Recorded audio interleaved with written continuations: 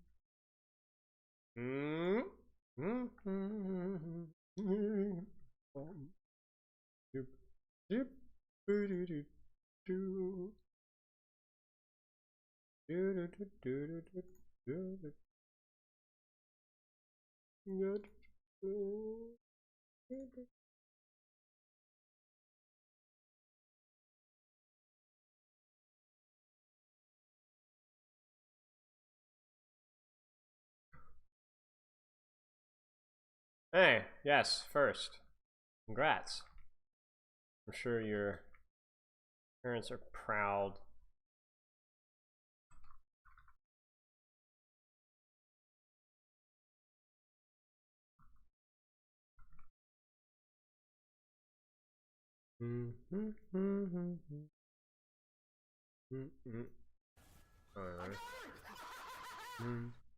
Hi, Mr. Spilo.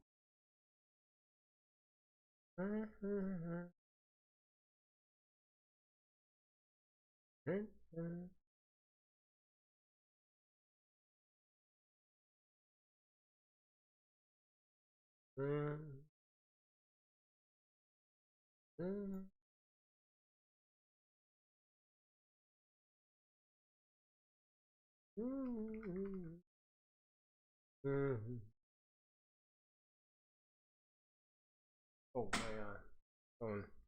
Let's set up here. Dang it! I always tap the thing and I don't know how to make it.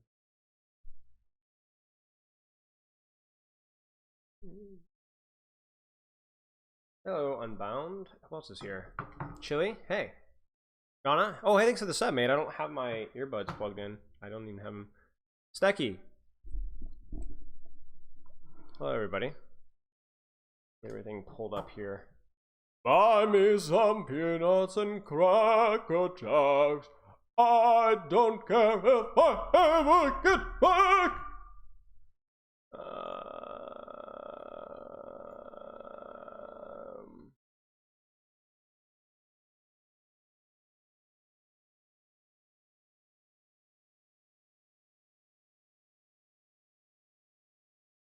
Got a picture from my thing last week that I think I'm gonna use on Twitter. I was up in visiting family and had a martial arts reunion time. It was really fun.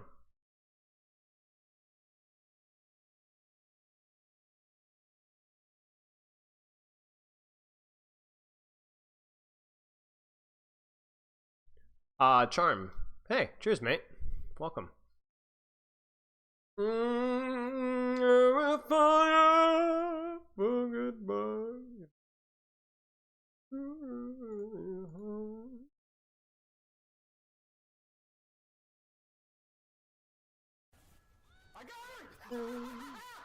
Mercurial.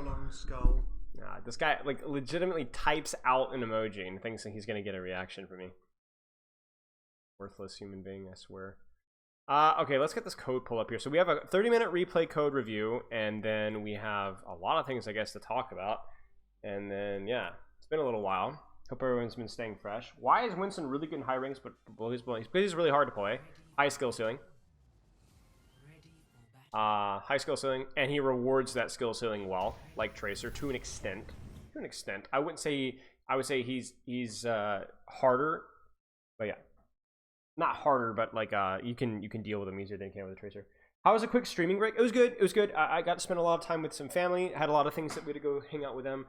It wasn't really a vacation by any sense of the word, I guess. But it was enjoyable. It was productive. Got to see family. Like I said, had my martial arts meetup with all the folks, the kids and teenagers and adults that I coached years ago. With me and Pepper, and it was great. It was a lot of fun. There's a lot of people there, and it was super fun. Hey, Psych, thanks for the sub, mate. Opinions on Batiste and Masters? I don't know. I don't think he's rewarded skill. He's definitely more of a meta pick. Yo, Epic. Holy crap. Congrats, dude, I think. How many hours do I have? On way too many hours in this game. Yeah, I mean, that's a lot of hours. That's a lot of hours for sure. I probably have like 630 wins in. Something like that. Here's my most played. Congrats, dude. Okay, let's take a look at this. So, this is Diamond Diva priority. I think we might play other heroes too. Oh yeah, new website too. I should probably update my stream thing. I got a new website. Most of you guys probably already know about it, but in a second. I don't care if I ever get this room.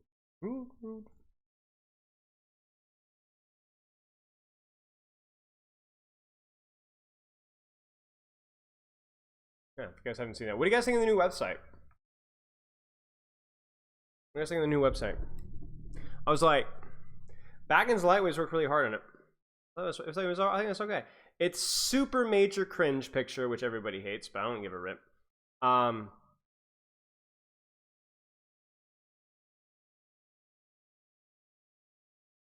The links work properly. Who's the guy in the front? Yeah, it's funny. And then there's like integration. So the reason why we needed a new website wasn't just for like, oh, it looks cleaner, because the other one was kind of scuffed, but also, oh my days, guys, the payment situation was just disastrous. Every single like couple of days I'd have to go through and PayPal and find out which emails matched with which form and did they pay or didn't they pay. And I had people booking sessions without paying just to troll me. I had a couple people that would book a session and not show up, not pay, nothing. Never heard a word from them. Couldn't contact them, couldn't nothing. And I was like, I was losing a lot of money doing that. So I was like, all right, we got to get this sorted out. So yeah, anyway, long story short, that's mostly sorted out. But yeah, I mean, it's super lame, super lame. One of the forms was specifically like, it wasn't like they just didn't no show, no pay. One of them was somebody was legitimately like just trolling me, just took the slot. Like I didn't really look at the form clearly enough, and they were like legit like troll answers, like just somebody was like screwing around. I'm like, bro, I need to eat. Like, yeah. So it was not the best, but it is what it is. Okay, so let's take a look at this review. Diva gets priority. How much Diva do we play? Diva, a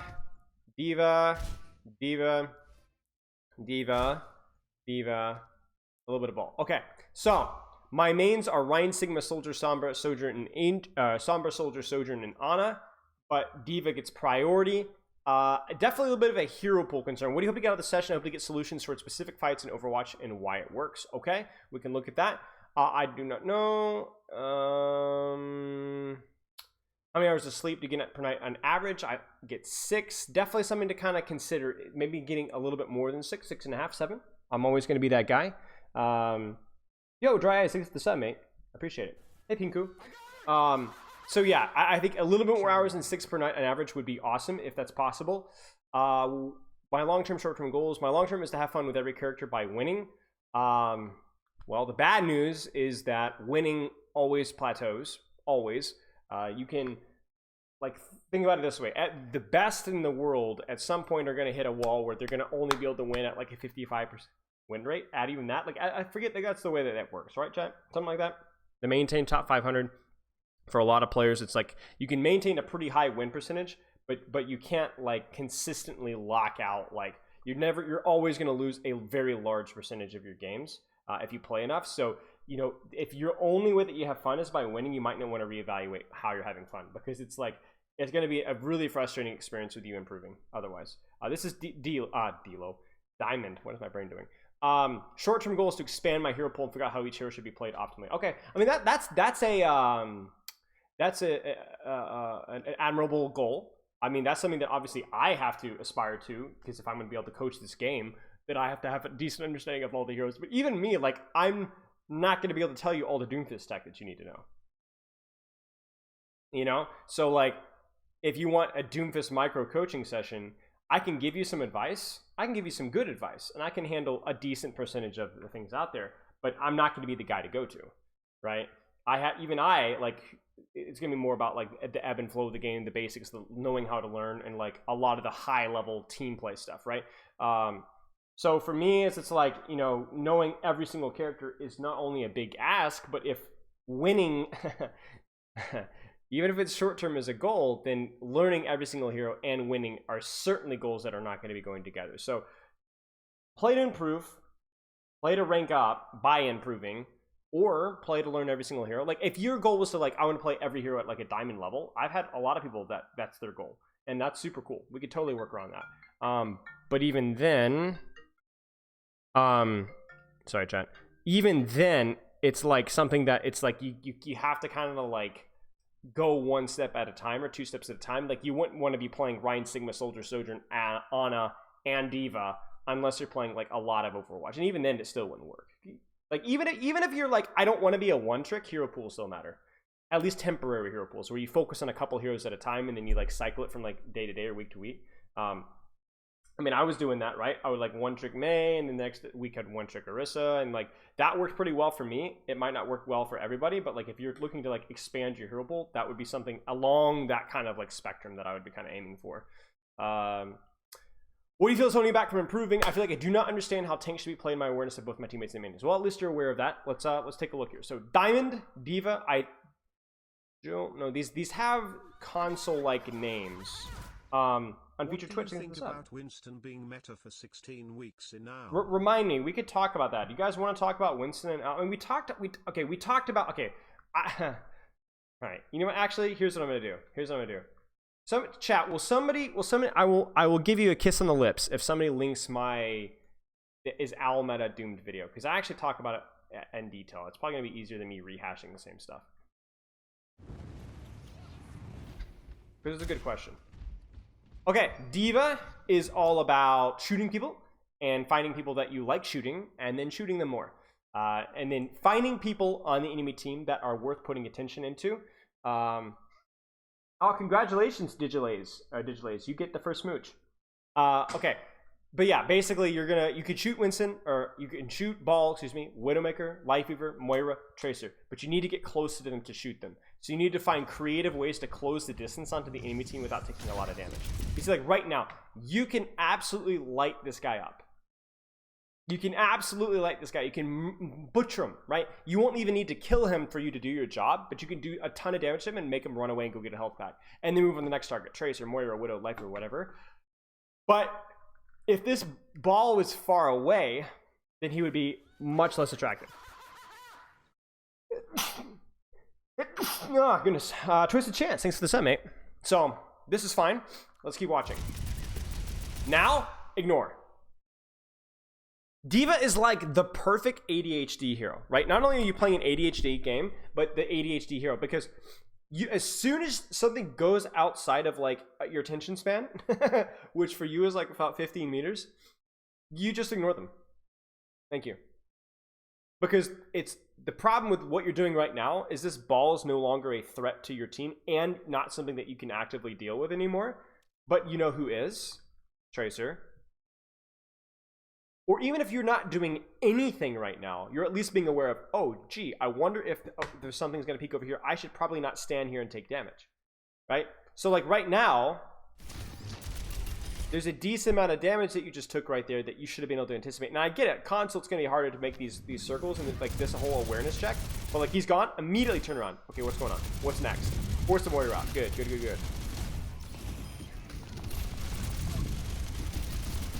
Good.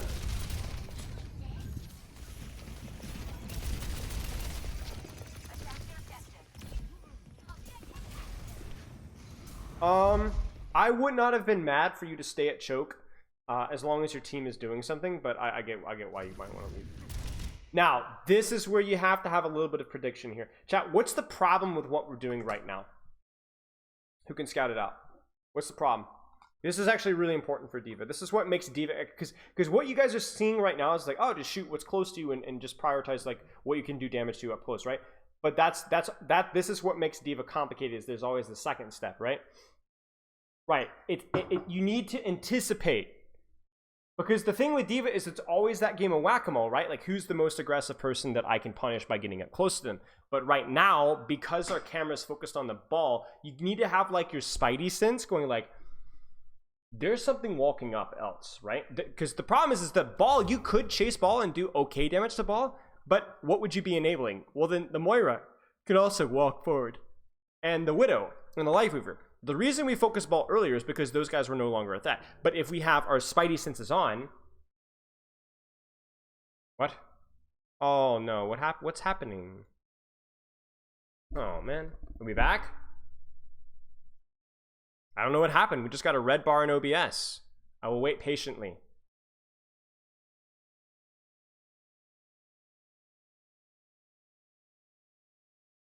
Okay, weird. Keep me updated. I'm gonna be a little bit paranoid here. But yeah, the problem is that now is it's like there is definitely other things walking forward that are more important for us than ball, and yet we're still tunneled on ball. And so what happens is then we react to this up here, which this is very aggressive for a Widowmaker, right? I know it's tricky to think that like this Widowmaker is playing aggressively, but she is, right? This is aggressive for a Widowmaker, right? She's generally plays further away. So right now, chat, what should we do right now, right? Like, what should we do if we removed Widowmaker from the equation? Because you guys know, oh, fly it, Widowmaker, and Life Weaver. Life Weaver, yes, obviously. Kill them / get rid of them, protect your team, right? But even, let's say if we remove them. Now the bitrate is bad? Unlucky. Yeah, the bitrate is bad. Then what would be the solution? Right, Moira. Cheers, mate. Hello. Even Tracer, right? Like Tracer's playing pretty close right here. Like we have options here. So I'm just concerned that like right now the priority just isn't ball, because ball is not the easiest 1v1 for us, and there's not a lot that you can matrix. Yeah, so yeah, sorry about the bitrate, y'all. So this is all fine, I guess, but it needed to be a decision that we made much sooner. Because the last thing you want to be doing as Diva is reacting when it's too late. You want to kind of predict what's going to be aggressive and being able to deal with it. Check the stats page on OBS and see what the issue is. Why do I not know what that is? I feel like I know what that is.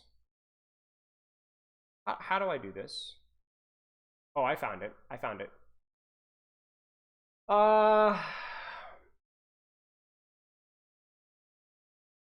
No frames missed due to rendering lag or encoding lag. I'll keep it up. I'll keep up the stats page for right now. It must be an internet thing. Okay, let's keep going. 10 pixel Spilo? Why not? We're just going retro, guys. Okay, here we go. So up here is our team with us. Yes, so we're good to go. Tracer's aggressive. But again here, use your spidey sense. Use your spidey sense, right? Nice! This is good. See, this is it. Whether you're thinking about like being a DPS Diva or a peel Diva, really you need to go interchangeably depending on the situation. But like right here, whether you're shooting Mercy, shooting ball, or matrixing your Cassidy, you predicted this. You go back and you're like, okay, you're in position to do it, right? That's the big thing. Hey, Ryoko. This is really good. Now we can walk forward and shoot. I wouldn't spend too much time poking here. I mean, you can help your Tracer here for sure. Maybe we walk forward. Okay, I'm sorry. What was this? Do you guys see this Mercy? Look. Mercy's literally quaking in her boots. Guys, check it out. Check it. Ah! What is going on? Right, okay, anyway. But yeah, your range damage is terrible, so just clear this guy out, clear these mines out. Not a lot you can do here. Yeah, now at this point it's too late. Yeah, that's unfortunate. Okay, let's go and get out. Maybe you can disengage. We get a skin ranking on this Diva skin? What is this?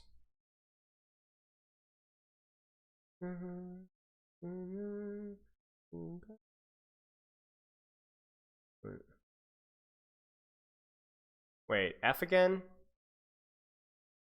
You guys baiting me? Oh, on this Diva skin. I thought it was a link. My thing was bugged up. I thought it was a link. I'm an idiot. Okay.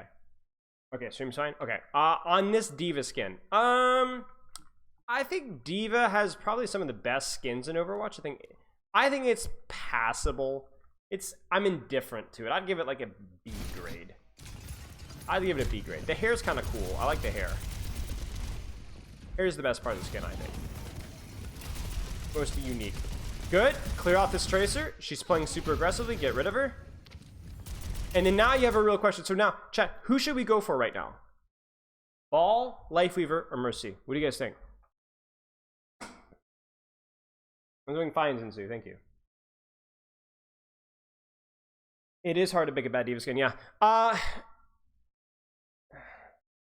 With landing micros, is there any value in aiming for the ground below your target? Sure, you get splash damage? No, because that usually means that you miss out on headshot damage. So I'd only recommend that versus targets that you're not going to be headshotting.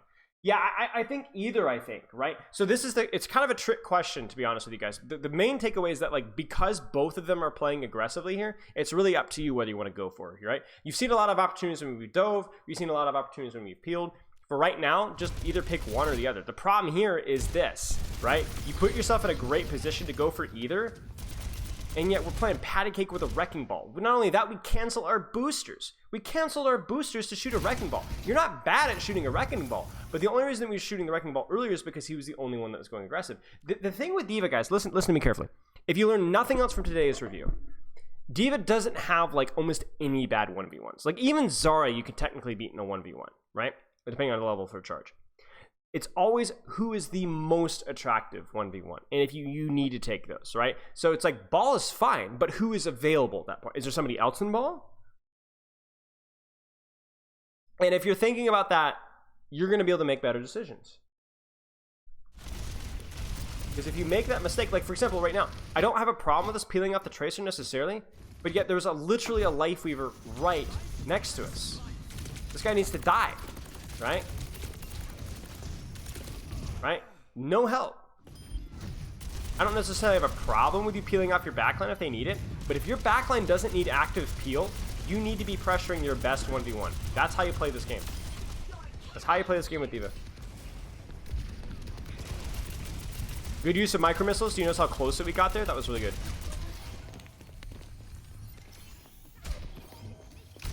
Don't overextend. You know, the kill's like gone, so just now again you could focus ball here, but just like what was happening over here where your spidey sense needed to be going off, right? You need to be anticipating that somebody else is going to be walking forward off of the ball push, and sure enough, there's the Ash. So don't spend too much time looking at ball when this Ash has the opportunity to land a shot, right? That's the danger there. You need to predict. You need to expect it to happen, because it's going to happen. Oh, this is a tough one, chat. Who should we go for? Who should we go for? Who should we go for? Because everybody's kind of playing aggressively here, right? So you need to think about it from a strict 1v1s. Yeah, exactly. It doesn't matter. Soldier, very killable. Very dangerous. Ash and the choke, Mercy. I kill the off angle, but remember off angles are contextual. Is the soldier main, or is this the off angle? Which one's the off angle? Is it the soldier here, or is this the off angle, right? I don't know. You know what I'm saying? I don't think it really matters, to be honest with you.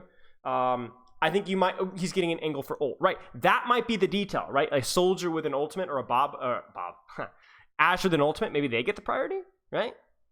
Depends on team focused. Yeah, that too. Maybe the soldier has healing station. Maybe the Ash is like half HP. I don't know.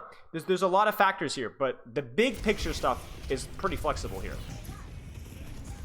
What the frick are you doing? What the frick? You have your cooldowns. Your team is fighting. Why are you going away?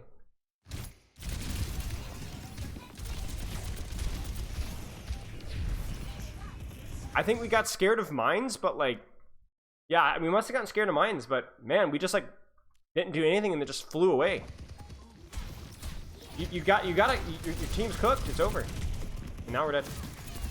Strange. You needed to be able to put pressure on those squishies. That's where, like, okay, you guys have to be able to understand that, like, this is what Diva needs to be doing more of. You do need to peel for your team, but sometimes the best peel for your team is good old-fashioned pressure on a squishy, good old pressure on a soldier, or good old-fashioned pressure on a life weaver, a zenyatta, or an Ashe, or something like that, because the Widowmaker, right? Like, you just let them do whatever they wanted, right? Yeah, so that's tough. Okay. Now remember, you're a shotgun hero. So let's hold on to our butt cheeks for just a brief moment. And ladies and gentlemen, what is wrong with this right here? What's wrong with what we see right here? I know why we're doing this. I think we're gonna bomb this. I think we want to bomb this. I think we're thinking about launching this bomb. Yeah, that's fine. So, but let's pretend that we don't have bomb. And honestly, I don't even think it's worth it with the bomb, but whatever. Right. So fly up here, drop like a rock onto this back line, and every squishy that's of a threat to your team is going to have to turn around and deal with you. In a full matrix, full missiles, full HP, and a bomb for remake if you need to. VOD reviews? Yes. VOD review, yes. Lots of options here. You're going to bomb, aren't you? Here it comes. You're down 2. Probably shouldn't bomb here. Just disengage. Just disengage. Just disengage. Please don't get DMAC. Please don't get DMAC. You're gonna get DMAC, aren't you? Ah! Okay, yeah, that's not the best. Your team died because you went on this long flank as the fight was already starting. It's hard to flank when the fight has already started. Flanking is good, but you go too late. And you also play too far, so here comes the bomb. Oh, maybe we don't even need the bomb. Good. I think that's pretty much it. Yeah, this is it. Okay, so let's move along like I know you do. Okay,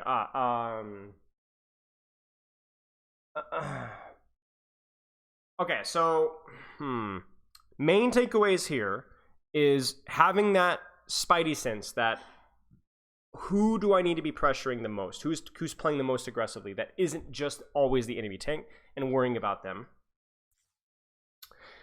Making sure to prioritize squishies whenever you can when they're playing more aggressively.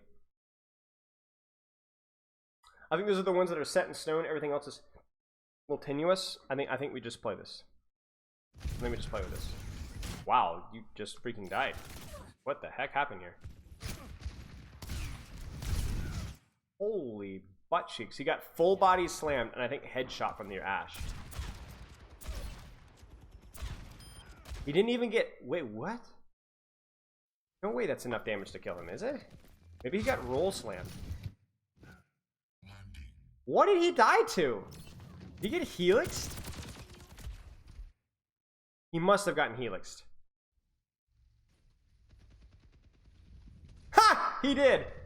That's actually crazy. My man literally got one shot. Watch this, guys.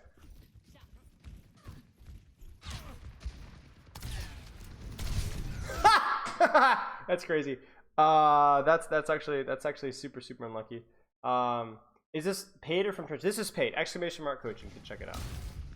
But there's a lot of free coaching resources on my exclamation mark Spilo 2 channel.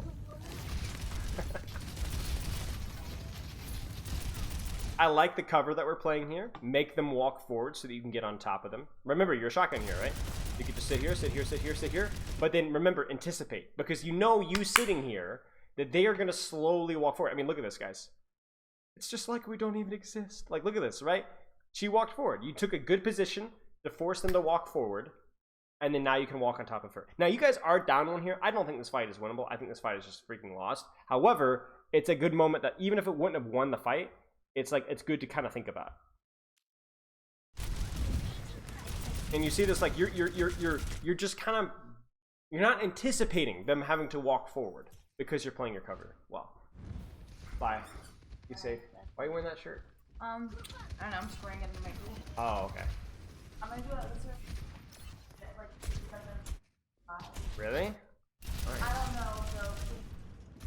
I just think we're like in the area where like they don't even freaking know and stuff just like forms. Okay. Sounds good. Did you move that one that was tipping over? Yeah, the gray one. I think it's like the further to the left and the back. Okay, sounds good. I mean, you can feel it. It legit feels tippy. Okay, love you. And I think even like this here, like right now, for example, the Ashe is too far away.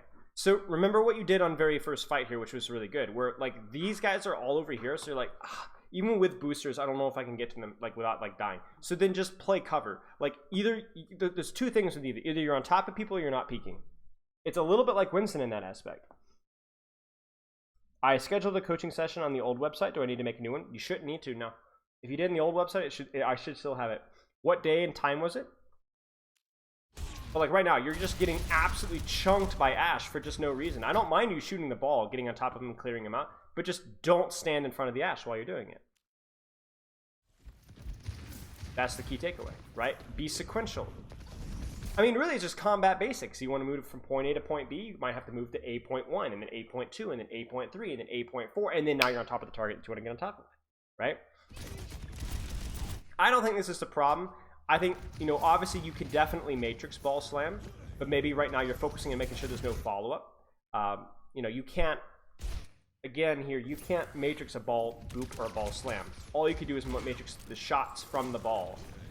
And really here, matrix would not have changed this result at all. Your support's just messed up. Shoot ball, but anticipate them walking forward. Thank you. Matrix. Good. Good. Good. I mean, honestly, this might be one of those this particular round where your team just gets completely smoked, and there's not a lot you can do about it. We've already seen a couple of bad mistakes from your supports, goof ups. Now, the key thing you need to do now is not do it. Yeah, see, this is your mistake. This is your mistake. Your team messes up. The best thing you could do is just play around the rest of your team and wait. And yet you're pushing forward, and there it is. And so you have not started the fight, or the problem, excuse me, but you've exacerbated it. August 11th, 6 p.m. CST. Let me check. Is that Central Time? I don't. August 11th. Twisted? Yeah, you're in. You're good. You're in. So right here, you're down a bunch of people, and yet you're still fighting like you're normal, like you're up a bunch, and now you've just continued to stagger. You could have played your life here. You could have kept yourself alive. Maybe kept your soldier alive. Maybe kept your brig alive. But nope, you were the first one to die. Yep, you're good. You're good, Twisted. I think it might be 6 p.m. EST. Let me double check really fast to make sure. Sorry, chat. Yeah, it's 6 p.m. EST on my end. Is the start time.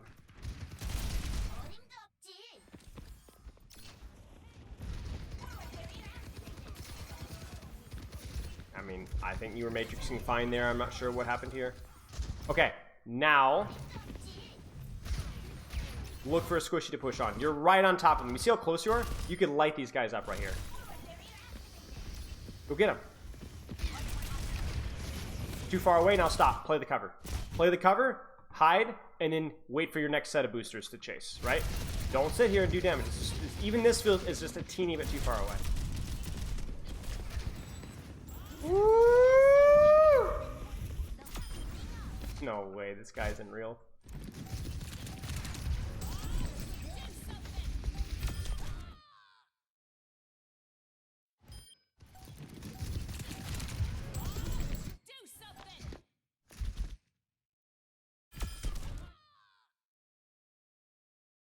Huh?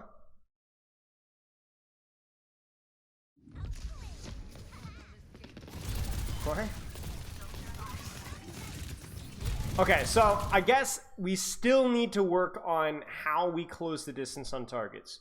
And sometimes giving ball too much attention and not considering the range sightline. She is wearing, are those toe socks? Oh, Life Weaver! Okay, do you wanna know why nobody likes you, dude? What is this? What is this? Get some shoes on, dude! What is wrong with you? Look at this. He's so smug. He just knows he annoys everybody, and he just doesn't care. He's like that freaking 80s bully. You're just like, oh, just look at just. Okay, anyway. Close the distance without taking damage. Cover usage. Close the distance without taking damage. Prioritize squishies.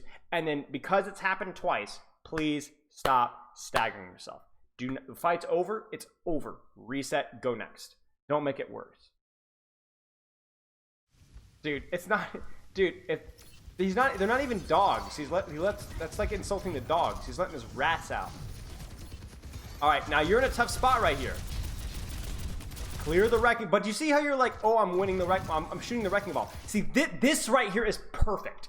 This right here is perfect. This is the problem of Diva players everywhere. You focus the tank, which isn't even bad as Diva, but it is bad when you do it in front of the entire enemy team without using cover. Look at like who wins this HP trade, chat? Obviously Diva, right? Right? It's Padme Amidala meme. Watch the Diva's HP. Why is Diva not winning this HP trade? Because it's not a 1v1. Your team cannot shoot ball. Their team can shoot you. That's why you're losing HP. That's it right there. Doing this to ball is totally fine, especially considering these guys are a little far away right now. But you have to have object permanence about where the rest of those people are. Because by standing here and marking ball, you're about to get free, like that. You're one shot away from getting demeched there. You must pay attention to the cover and where their sightlines are. I just had a session not too long ago with Diva. We actually the playstyle for that matchup was the frontline Diva. But even then, very important that you play cover usage. Do not peek anything unless you're in close range.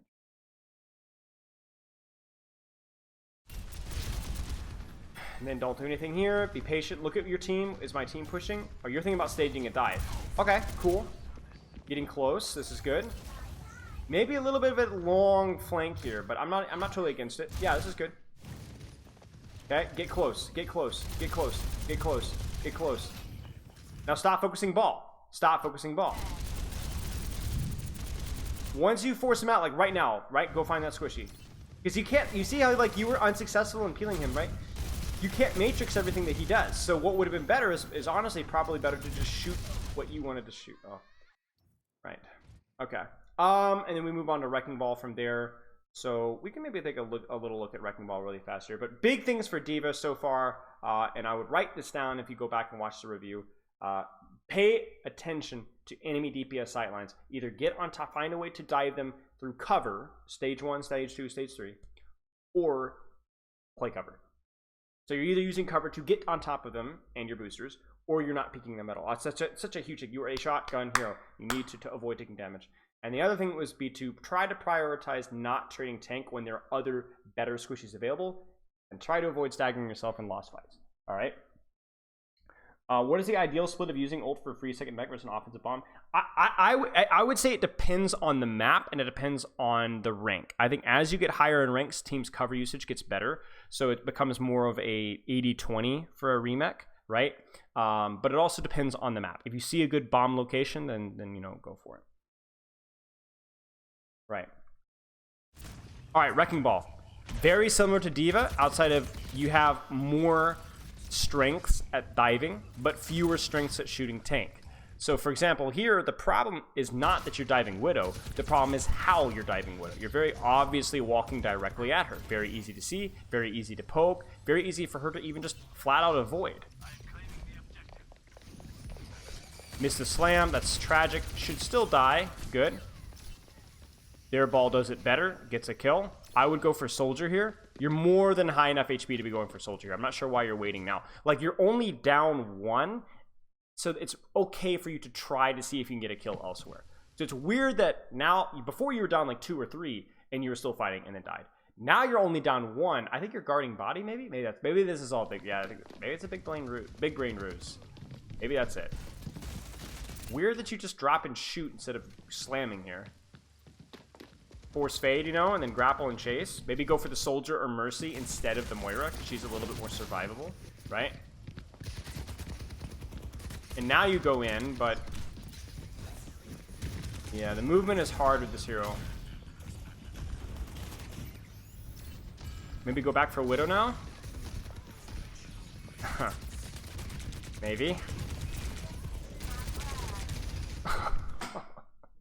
Yeah, definitely work a little bit more on your movement tech. I think that might unfortunately be it. So For ball, we didn't obviously get a lot of footage, but we got a little bit to say there. I think just basically work on being a little bit more sneaky with your setups. I think that's, and then obviously playing the hero more. So besides Diva, big takeaways. Remember that winning is associating winning needing to be fun. Like needing to have fun through winning is something that you might want to take. Maybe the question wasn't phrased great, or maybe the answer wasn't phrased great, but something to keep an eye on, because winning is temporary and impossible to keep a lock on. The other thing that you're going to want to consider as well is the size of your hero pool and finding out like what are your goals. If it's to play every hero at a high level, you might want to be a little bit more sequential with how you approach things, like focus on a couple heroes at a time, then move on, then move on, then move on. But yeah, if you have any questions about training time or how to training schedule, you shoot me a message. Yes, this is console. But yeah, hope you found that helpful. Having fun over small victories, like doing correct game sense. Yes, exactly. Is there usually steps that a tank takes throughout the fight? Like for example, taking cover, peeling an angle, overlooking the dive, take a favorable 1v1. Yeah, most of tanking is where is my team? Take a favorable 1v1. Where is my team? Take a favorable 1v1. That's a big like 2-step thing for tanking. This was Diamond Console. Hey, Kitty Lord.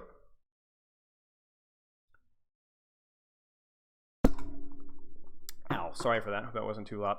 Guys, has there been any hiccups in the Twitch stream since we had the F moment earlier?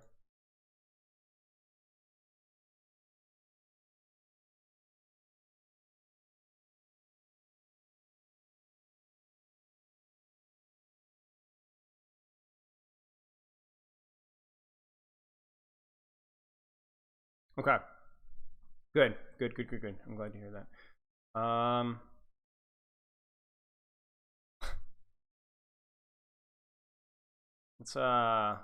Let's move on. So let's talk about the Overwatch League. So I don't really know exactly how I want to structure this talk, to be honest. I guess we just kind of talk and see what happens. But I'm sure you guys saw the news yesterday. If you didn't, I'll link the article. Basically, the TLDR is that Overwatch League is offering $6 million to a renegotiated contract if they accept it, basically where they pull out of the league. And it's basically all gonna happen. Pretty much guaranteed. So my initial response yesterday was like, definitely, that's sad, that's unfortunate, but also not one of surprise. Let me link it in chat really fast here. Where you have to understand that like the league hasn't been healthy for the Overwatch 2 esports scene, or really Overwatch 1 esports scene. I won't even say since its inception, but really early on. Let me give you guys like a good analogy here. Let's say that you were looking to build like a lot of muscle, and you're like looking to compete as a bodybuilder, and you like hyped on like the most insane clean trend steroids, human growth hormone, like you went from 0 to 100. Like you were grinding like 2 or 3 hours a day on every supplement, had like a personal trainer, had all like these like super suspicious supplements that you were on, steroids, all that kind of stuff that went on, and like you ballooned out of like this crazy size here, and you objectively were very strong, did huge progress. But you guys can kind of see my analogy here, where it was too much too fast, and it was not healthy for long-term growth. It was a quick get rich fast scheme that ultimately didn't have the foundation to be healthy and sustainable for any period of time. And even from like an objective viewership standpoint of like, okay, let's say you really are just trying to get as big as you possibly can and make as much money as you possibly can.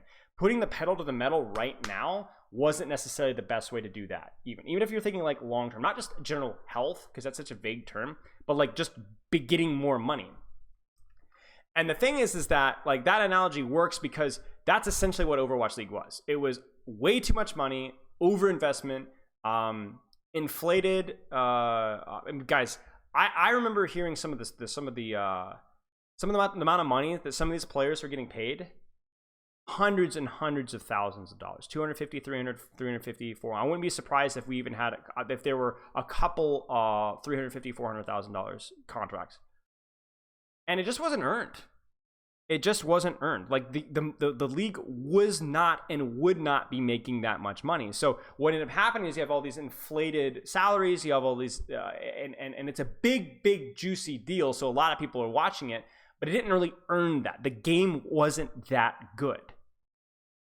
The organizations were not that good. The infrastructure, the leadership within Overwatch League itself, not even the teams, weren't that good. So it was just basically built to fail.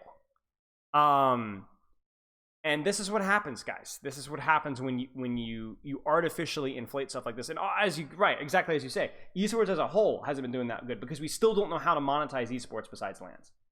We still do not know how to monetize esports besides LANs.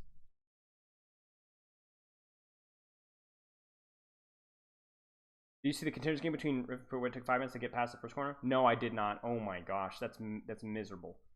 So basically, all that being said is that like Overwatch League was not good for the long-term growth of the game. It was a fun, fast. It's like it was like a getting high, you know? It feels good, but it wasn't actually good for the game. And unfortunately, like there's a lot of people that are going to lose their jobs for this. A lot of people already have lost their jobs for this. And the worst part about it is because you can actually look like an over time. I do feel like a lot of obviously the players and a lot of the coaches and the desk and stuff have like developed skills and improved themselves to earn the positions that they were in. But because it was doomed to beginning, it's like all this time and like, what do you got to show for it? Right. Now, it's kind of funny though, because if you look back in the day, like so many of these coaches were like terrible. Nobody knew what they were doing. I heard a lot of horror stories about like some of the management early in Overwatch League as well. Like these guys just didn't know what they were doing essentially. And these guys are like crazy salaries and like, it was like the most inflated garbage thing in the history of the universe. And now it's come crashing down at a time where like it started to stabilize and become a little bit more. Now, what is it going to mean for the future of Overwatch 2 esports? And I don't think anybody really knows for sure. Nobody really knows for sure. Okay. Anybody who says otherwise is like kidding themselves. But there's some negatives that we can look at here. Okay. So let's look at the negatives of Overwatch League. Negatives. All right, chat. What are your negatives for Overwatch League shutting down? All right. This might be a fun little list here. Negatives of Overwatch League shutting down. Hydrate. Thank you. Forcing paid team slots like CSGO was the biggest mistake. It definitely burned a huge hole in these organizations' pockets. Like, I would be shocked if there was more than 2 teams, or if even that, in the entire league that were breaking positive on these views. Freezing balls, thanks for the sub. No owl merch. Just, I guess, general death of merchandise, skins, that kind of thing. Horrible PR.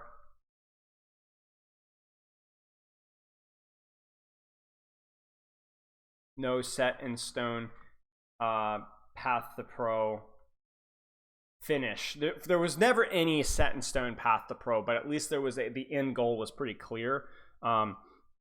Now, the thing is that we've talked about it, is it was so unattractive towards the end of its life that we know of several players that did not pursue OWL the last season. And that was like, even the last 2, even 3 seasons. And that was like legitimately unheard of. The first couple, like, why don't you want to be an OWL? Don't you want to make a lot of money and be like go to the highest level? I mean, guys, I did not pursue Overwatch League this past offseason. I did not reach out or try. I did not trial with any teams. I did not accept any. I did not go for open trials, and I wasn't interested. No new development, no new talent because the game has no direction. I'll be honest, horrible for PR for all somebody just hate everything to do with this game. That is true. End goal was clear. Getting there was never set in stone. Florida was positive this season, according to Avast. Okay, well that's good. I don't know how Florida's positive this season. I don't know what money they're making, but I guess good for them. Even if you run a budget org, like, what are you doing? It might be that they're positive through, I don't know exactly how the monetization structure works within the league, but like, What money is Florida Mayhem making? It must be sponsorship.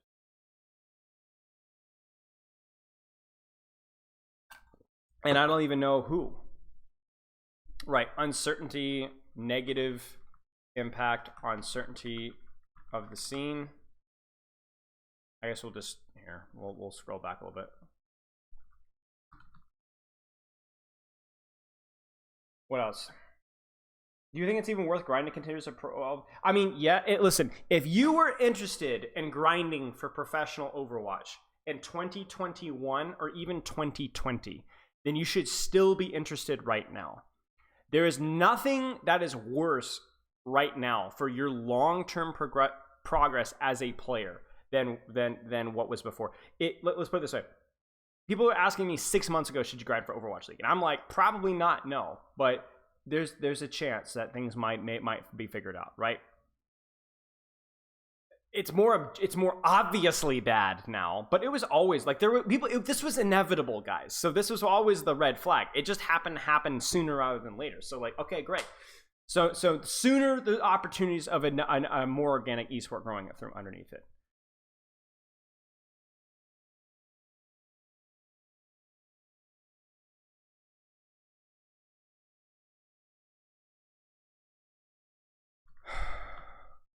Sure. Like I said, if you were in 2021 and you were thinking about joining Overwatch League or grinding for professional Overwatch, I mean, think about that. If you're grinding in 2021 and you managed to make it, like a lot of these rookies in 2023 or 20, I mean, this is your experience, right? I mean,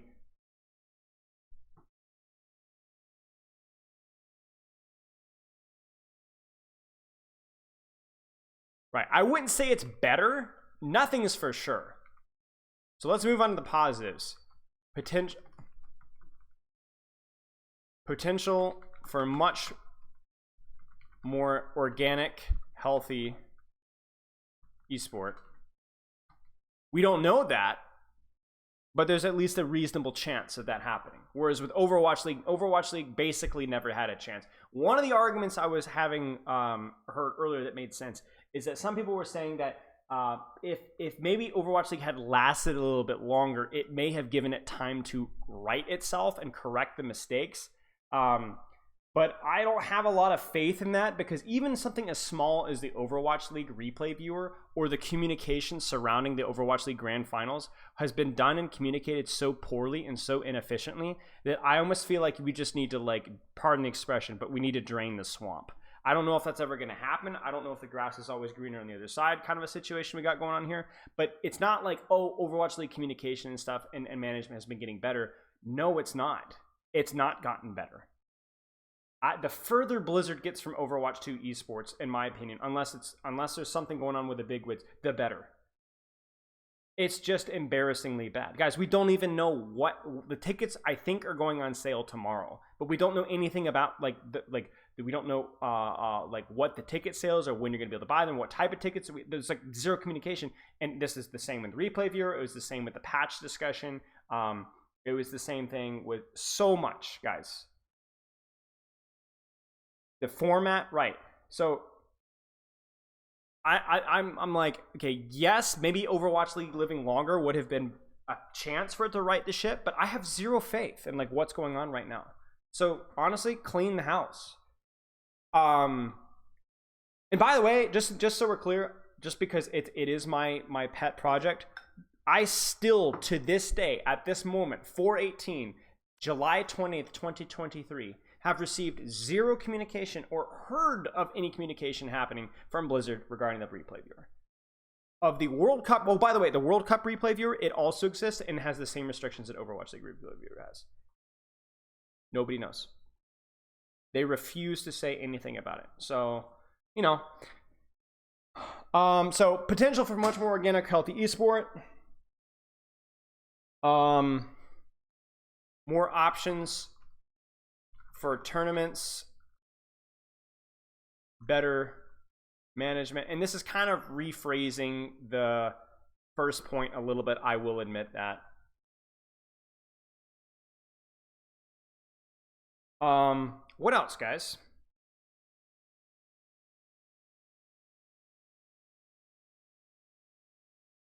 What else? Because this is the big one. Taking players.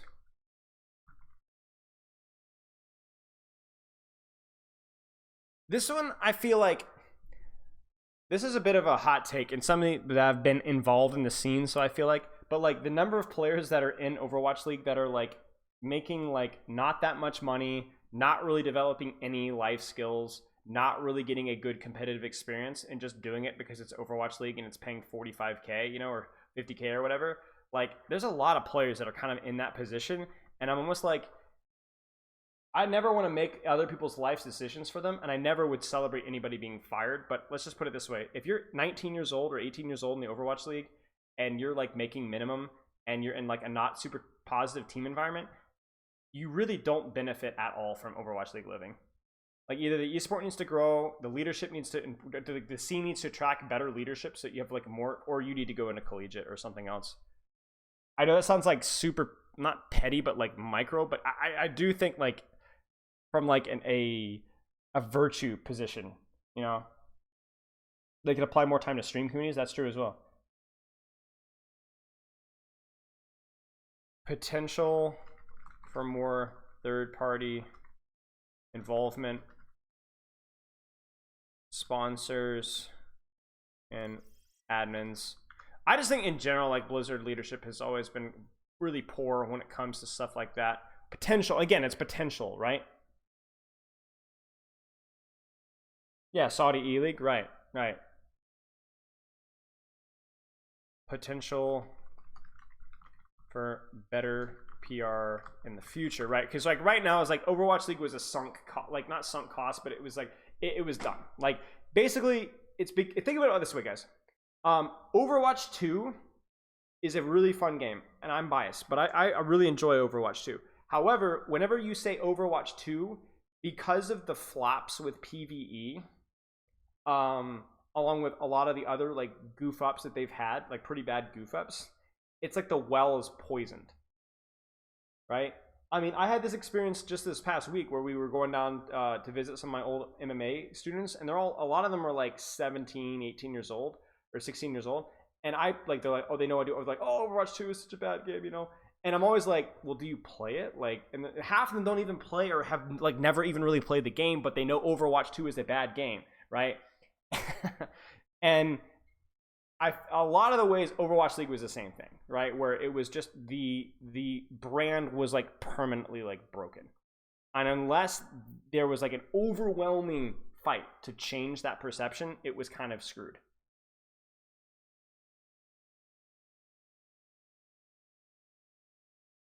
Owl was hard to get into in every position, from behind being a player to coaching. Yeah, that's the irony, is like Owl was so hard to get into, like especially like I don't know, like players, like it's like S tier this. Coaching was miserable. There was no path to pro whatsoever. There was so much nepotism with coaching. And in the positions as well, like there's no way to like develop yourself as a coach. I basically had to teach myself everything. I guess so. Yeah. Is Overwatch ever gonna be able to get rid of the negative PR? I don't know. They're gonna have to earn it. I don't know. For me, it's like the reason why Overwatch keeps going on for me is because I still enjoy playing and coaching the game. PR is just like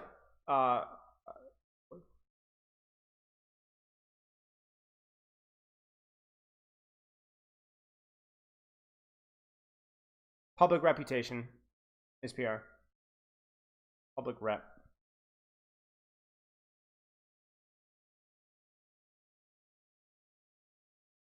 But yeah, I don't know. Like Overwatch, like I just still like playing Overwatch a lot, which is why it's doing fine for me. But yeah, you got a good argument that like right now it's always a it's like so easy to beat up on, and it's frustrating too because it's like you guys have all seen the videos where like people will pick like these famous Twitch streamers or whatever, will like say the most brain dead stuff about Overwatch. It's like it's totally false, but there's always that like really important grain of truth, and they're like Blizzard sows the seeds to be made fun of. That's the problem. You think it's worth grinding for the Overwatch League in 2023? I already answered that question. If you were interested in grinding in 2021, then you should grind for 2023. There's nothing different now. There's more, especially if you're like Overwatch League ready right now, then yes, you're at a massive disadvantage. But if you're like, you have some grinding and then I don't think it's necessarily a bad thing. Blizzard scandals. Yeah, that's another one. Yeah. I wouldn't grind for Overwatch League, but Overwatch Professional esports? Sure, maybe.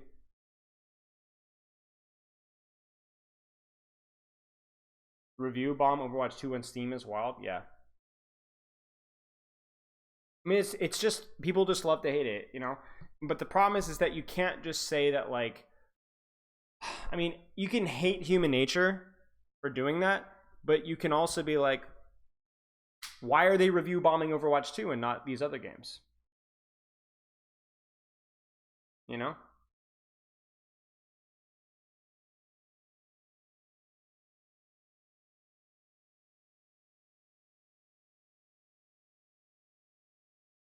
Blizzard issues again. Not seeing the updates. Balance patches. Yeah, I mean, there's so many things that have gone wrong. Like, you couldn't even list on, like, you would run out of idea of ways that. I mean, even like, guys, let's not forget, in 2020, they did hero bans on like a weekly, bi-weekly basis.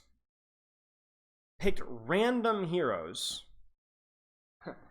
which sometimes didn't even change the meta or made the meta awful, and then had contenders teams that scrimmed or academy teams that scrimmed playing on a different patch than the OWL teams, and contenders teams that were scrimming for next mode were scrimming on yet another patch. Like, guys, I cannot tell you how bad that time was, and it's so much stuff like that. They take so long to fix issues like that. Overwatch and OWL being separate. Yep. I mean, that one was almost unavoidable because of the terrible mistake they made with Overwatch 2 to begin with. Another positive would be a less US Korea-centered esport. Yeah. Yeah.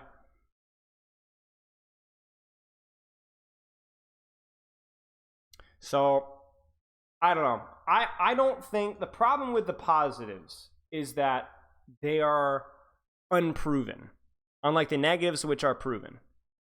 But the potential for the positives, like this could be, Overwatch League dying could be amazing for Overwatch esports. Or it could be neutral, okay, and like the esports kind of lives, but it's never like really great. Or it could be bad. It could be that Overwatch 2 never really gets the buy-in here. But I feel like, given the weight of the die, that more likely than not, this will be at least a slightly positive change. We just don't know yet, because there's so much potential. We just don't know. It is not official that they are tearing down OWL, but it is all but confirmed, because any team that doesn't take the $6 million and gets out of jail free is probably, I feel like that's stupid. It's all but confirmed. Yes. It's like putting it this way.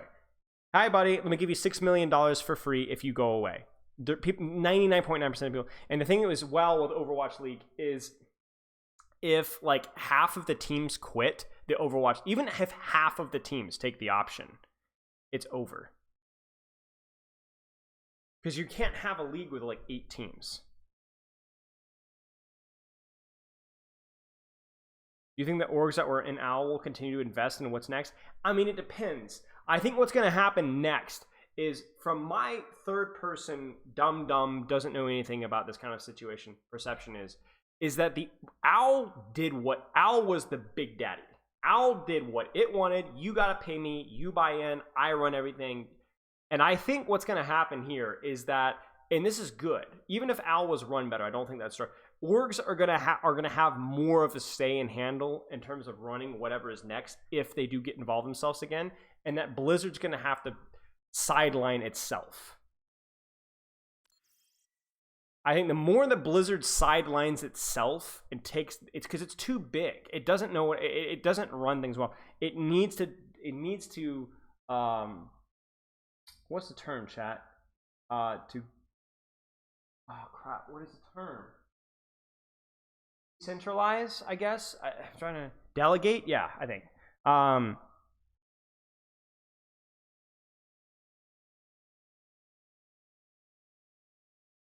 Overwatch path through is not as great as it initially seems. Working with timeless and broadcasting containers, teams can't have sponsors or logos. They can't be making money off the project. Can't have any containers, logos, and streams. Yeah, and that's the kind of thing.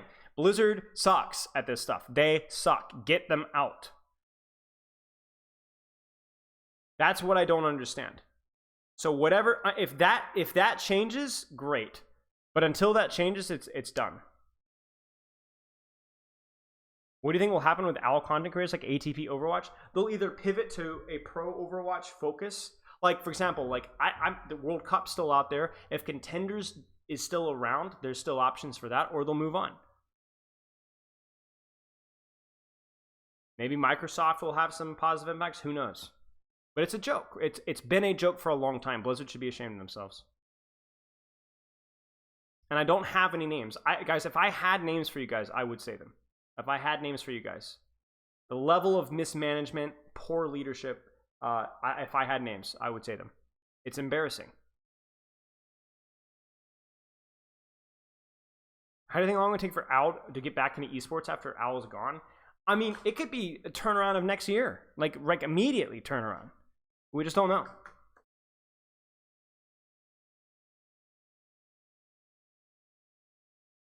Yeah. I mean, I think, like, anybody that's, like, you can't... OWL hasn't been, like, a thing that you can do for a long time. I mean, for crying out loud, even, like, Action Esports has taken a major step back. So, will the orgs want to stay in Overwatch? I mean, it depends. Like I said, they're going to have... If they're going to stay in Overwatch, I think they're going to be a lot more interested in, like, running things, having a say in things. But they're not going to be... Like, let's put it this way. Let's say... This is my interpretation of Overwatch thing. This might be totally wrong. Let's say that you're, like... You got this guy comes over and is like, hey, listen... or let's put it this way. Your brother wants to cook. And he's like, do not step foot in the kitchen for a week. Pay me, or I'll pay, whatever, pay me however many dollars, and I will make every meal for you the rest of this week, because your parents are out of town, right?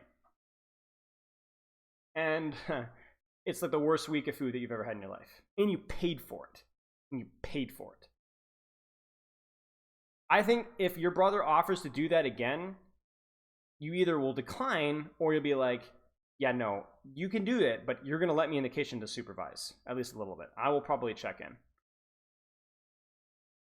You would never let them just do their own thing. And I think to an extent, that's a lot of what happened with Overwatch League. I don't think organizations or teams, at least that's the impression that I got from what little I know and what time I spent with London, that there wasn't a lot of like, hey, these GMs, these organization owners are like having major sway in the decisions that Blizzard is making. Blizzard kind of did what they want.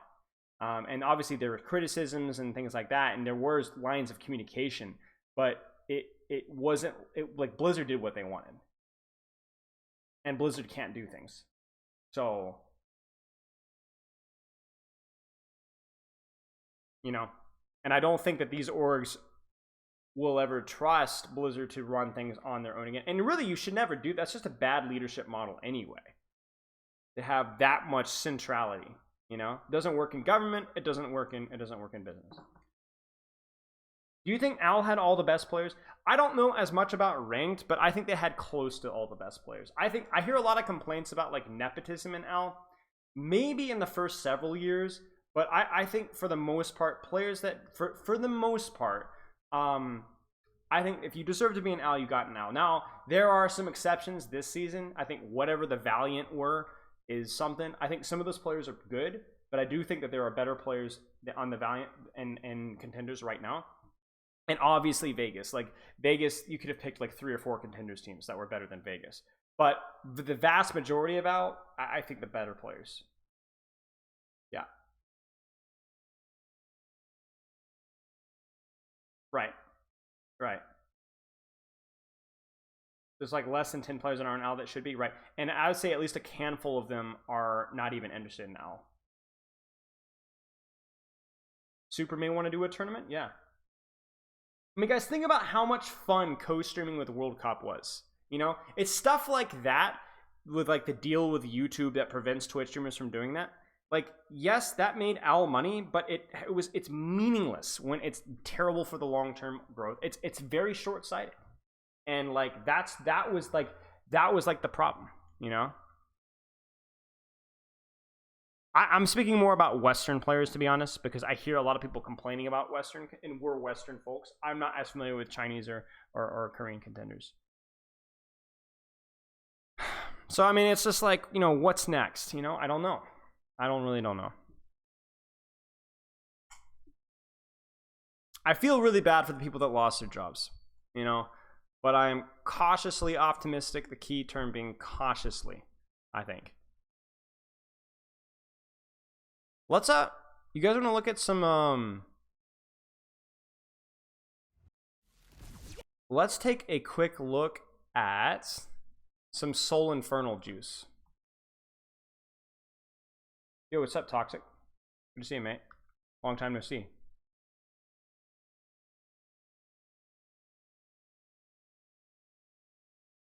Yeah, the YouTube thing was not necessarily a problem of the idea, but was the execution was really, really poor. That's a classic Blizzard thing, you know? Overwatch 2, great game.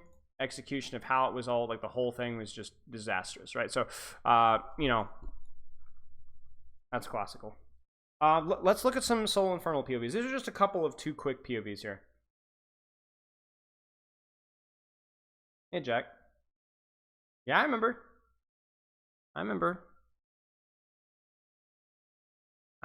Shambali. It was a good review. I had a lot of fun.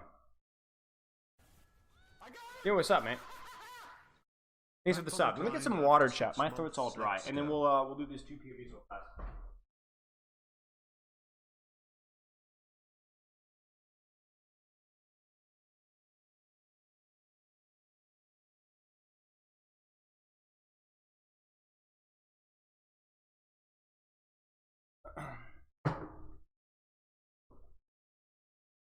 I mean, you could make an argument that YouTube was an investment, but the way that it was executed was a cash grab because it really did not improve viewer experience whatsoever for a long time. Maybe not even until today, and even today, like, the lack of chat engagement was like a huge problem, right? So, like, yeah, I think I can see both sides of the argument.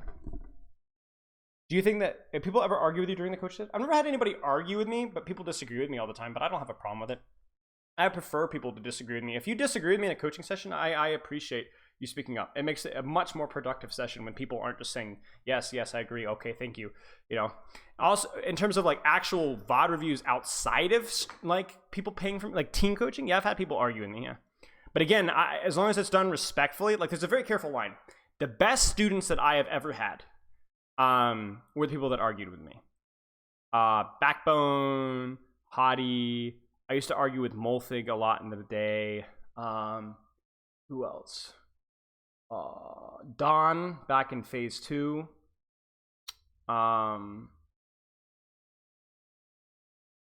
Alex back in contenders. There's like a lot of players that used to give me a lot of pushback, but those are always my best students, like, and the players that I enjoyed working with and I had like the best relationships with, because they were all respectful about it, right? And I was respectful to them and they were respectful to me, and I would learn something and then I would be able to understand their point of view, and we'd, like, you know, it was good.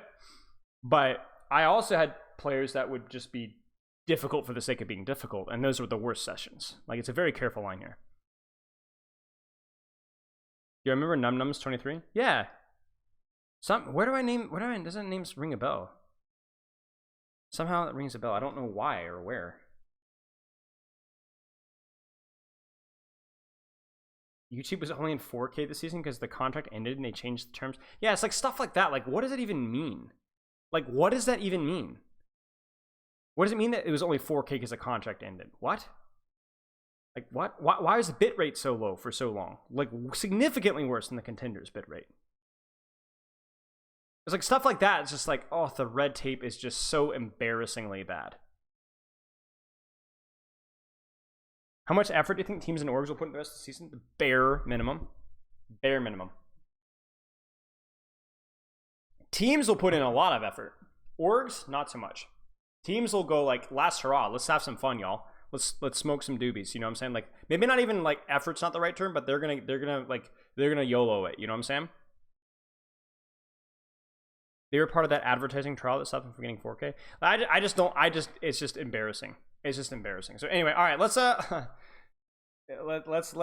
it here. Let's get it here. All right, Soul Infernal Mag Wrecking Ball POV. See, I really wanted to watch some Wrecking Ball POV, and Mag absolutely killed it on Wrecking Ball during the regular season, stage 1. So much so that I actually had to do an entire YouTube video on like why they were playing Wrecking Ball. The TLDR is that they were playing Wrecking Ball. I think it was Blizzard World. Yeah, so great. We're gonna be looking at Blizzard World. And oh wait, this is versus Charge. Yeah. Wait, is this the game that I reviewed on YouTube? But from his POV? No way. But basically, it's like a spammier map, like a wide open map that a lot of the Western teams were playing Diva on. And so people were like, well, why are they playing Ball? Well, the same reason they're playing Diva. More open sightlines, right? The difference, though, is that because it's APAC, they forced Zen, which means the Wrecking Ball worked better. Dude, this is the Charge one. This is Charge. This is the Charge one. This is it, guys. I literally looked at this. Oh my gosh. I literally coached. I reviewed this game or this map, but not his POV. You reckon London's opting out? I mean, the league is, yeah. I reckon London's opting out. Yeah, Jack is done. I think with the league, and I got that vibe. Yeah, I'm trying to not. Yeah, I got that vibe pretty early on. That Jack was not interested. Yeah. So yeah. Okay. Well, here we go. Let's take a look. So Brigzen versus Winston. A lot of disruption, looking to disrupt. It's kind of difficult as Ball to like get a lot done versus this composition, but you could do pretty good work with Discord on like really anything. And even though it's hard to like get secure kills 100%, it's also difficult for them to like murder you consistently. So let's see. Yeah, so then they go, oh shoot, well we don't want to play Winston in this. We want to try and mirror, but play a Diva instead, because Piggy doesn't have as good of a Diva. Resets, rotate to the other corner here. Reset, take high ground. Oh, Tracer's hard marking. I need help, I need help, I need help. Grabs the Mega. He's not playing within the support sightlines, so that means that Choice One can just basically just force him right out again. So he's going to rotate to the opposite side where Tracer isn't. Grabs the Mini. Bam, they don't scout him, and that's just too free. Like that, I remember this game because Mag played really well, but it was honestly like a skill check onto the Guangzhou's backline, and Guangzhou just completely fumbled the bag. Like, they don't even know Ball is here. I don't know where Xerneas is. And they just like walk onto the Zen and just die. He just freaking dies. Like, he doesn't even get a slam. He just dies. So really good job from Mag there to like rotate away from where people were marking him. Like if they control an angle and they're stopping me from diving from one side, I just quickly rotate to the other side. That's exactly what he does. He's also timing things really, really well with Zest. I love watching Ball play. Ball is one of the more fun heroes to POV at a pro level.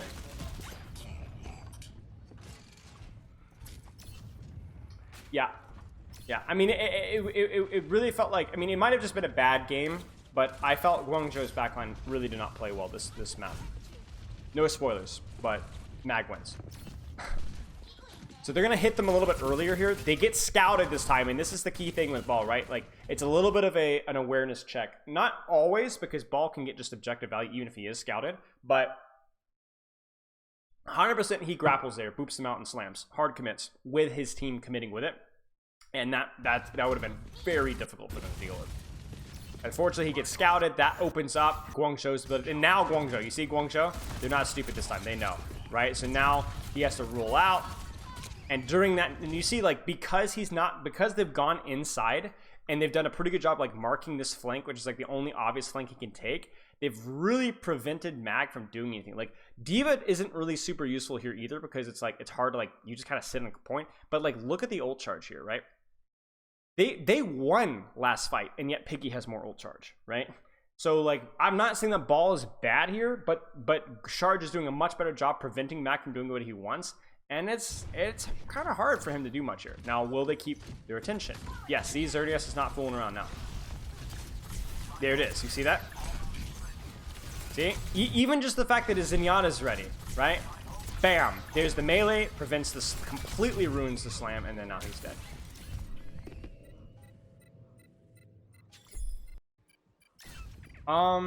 This is when teams weren't playing, like, teams weren't quite yet fully on the Sombra train yet. And Jimmy was, from what I remember, doing really well on Hanzo, so.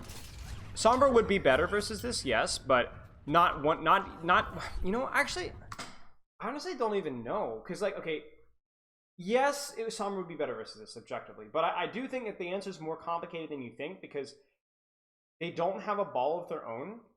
So Matt could kind of just roll around the map and just hunt translocators. And he can, if he's working with Zest, a ball tracer versus Sombra tracer is kind of hard for the Sombra tracer to deal with. I would say it's definitely, it would be a decent swap if Jimmy is comfortable in Sombra, but Jimmy might not be comfortable in Sombra.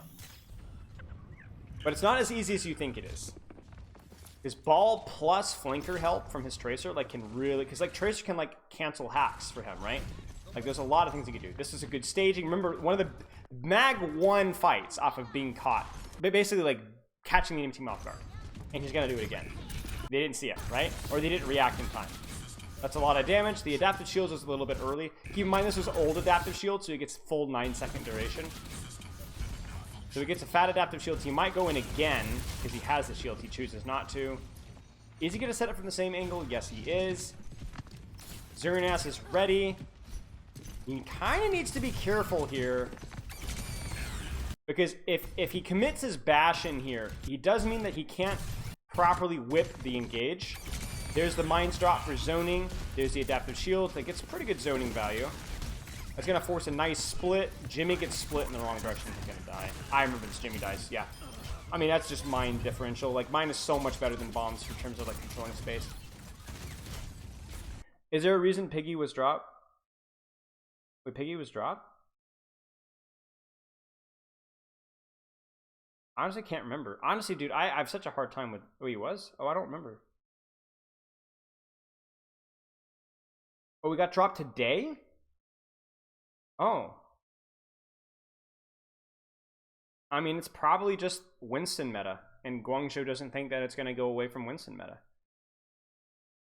That's pretty much it, yeah. I mean, you got to blame the devs, you know? Like, you blame the devs in the short season. There's not enough time to develop. There's not enough time to have multiple patches. We have, like, what is it? It's like a 16 or 20 game season. If even, it's like ridiculously short season. Like easily, like it's at best 2/3 of what it should be. At least 23, 24 games, right? 16 games. Holy crap, dude! Like that's like, bro, the freaking National Football League, which limits the amount of games that it can play because of physical danger, has more than 16 games. And the developers have 3 patches between OWL and the current state, and they make 0 impactful changes. Besides this recent Sojourn one, which isn't even going to be on live. Do you think devs should balance around the top 1%? No, I don't. But there are reasonable skill ceiling, skill curve changes they could have made to other heroes besides spending time screwing around with Mei and Winston stuff. Or Cassidy stuff. And basically, whatever Lifeweaver is. Oh, no, this is bad. Free engage. Skill check. There it is again. I'm telling you guys, it's an awareness check. It's a great engage by Mag, but it's an awareness check on Xerneas. You think Sojourn is crazy good? I wouldn't say crazy good, but she would definitely have an impact on pro meta if that was live, I think.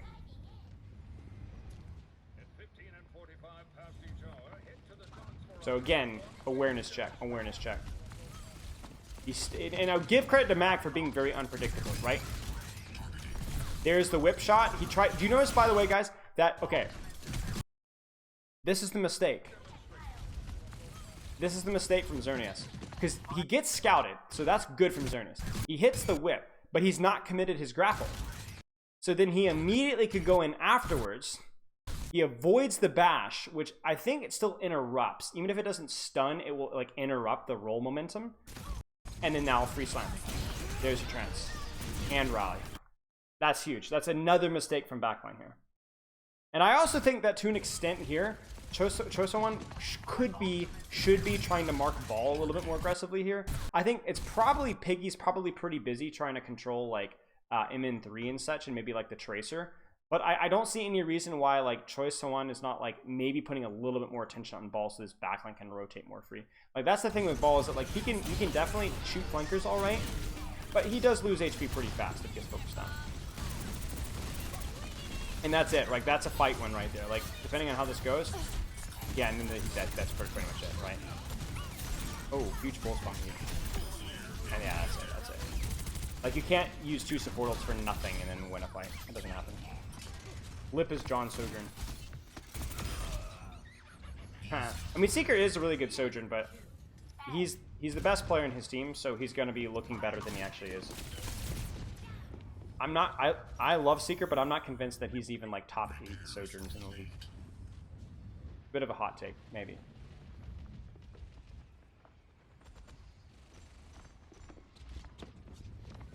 Okay, is he going to get scouted? Now, there's no support ults here, and he's close to mines. I'm curious to see. Ha, that was such a cute dynamite. Check out the Brig. Brig goes to scout, but because Diva is on cart, or I don't even know where Diva is. Yeah, nobody's marking the Ashe, so the Xerneas gets smoked from dynamite. It's a little bit of a mistake there. He rolls through, but Xerneas gets the Mega, so it's kind of a wasted engage. So that's a huge window for Guangzhou to walk forward. He might even die. No, he's not going to die. But yeah, that's a huge opportunity for them to walk forward. He's going to have to grab Mega.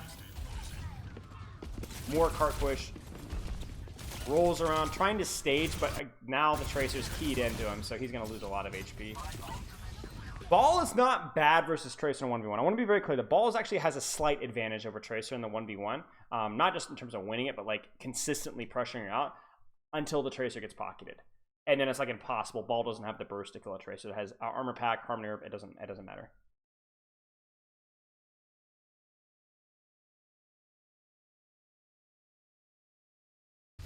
Because you hit one grapple, she loses a chunk of HP. But like right here, you see this? Like Mag is like actually like gonna force Choice One out, but it's because Choice One doesn't have pocket, right? If Choice One gets even a little bit of healing, Mag loses. Mines probably dropped here to zone and maybe focus the Diva or Tracer. Oh, maybe they're gonna go inside. They might go inside here. This is a huge mine setup here. Darius needs to push this out. Doesn't do it quite in time. Jimmy dies. Huge. Isolation on the Brig. She's gonna have no bash. Is there anybody isolated? Where's Zen? They're looking for Zen. Okay, he's right there. They want a trance push. He's cutting off their escape, but the trance push is done really awkwardly. He does isolate Piggy, though. He will not... Oh, he does die. Wait, what? He takes the remake damage, but doesn't die? Hello? I swear, if I did that in, like, one of my games, that Diva would have remaked. That Diva would have remaked.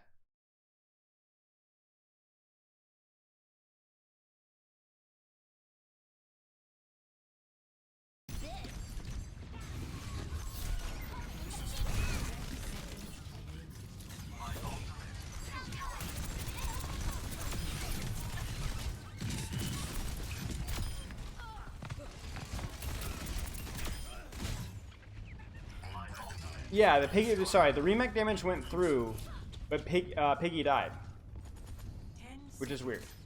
And if I had been playing the game, because I'm the real victim here, that Diva would have lived, and I would have taken the remake damage. Yeah, he was discorded, I think. There's the trance. The Hanzo might be split here. We can harass him if he takes an angle.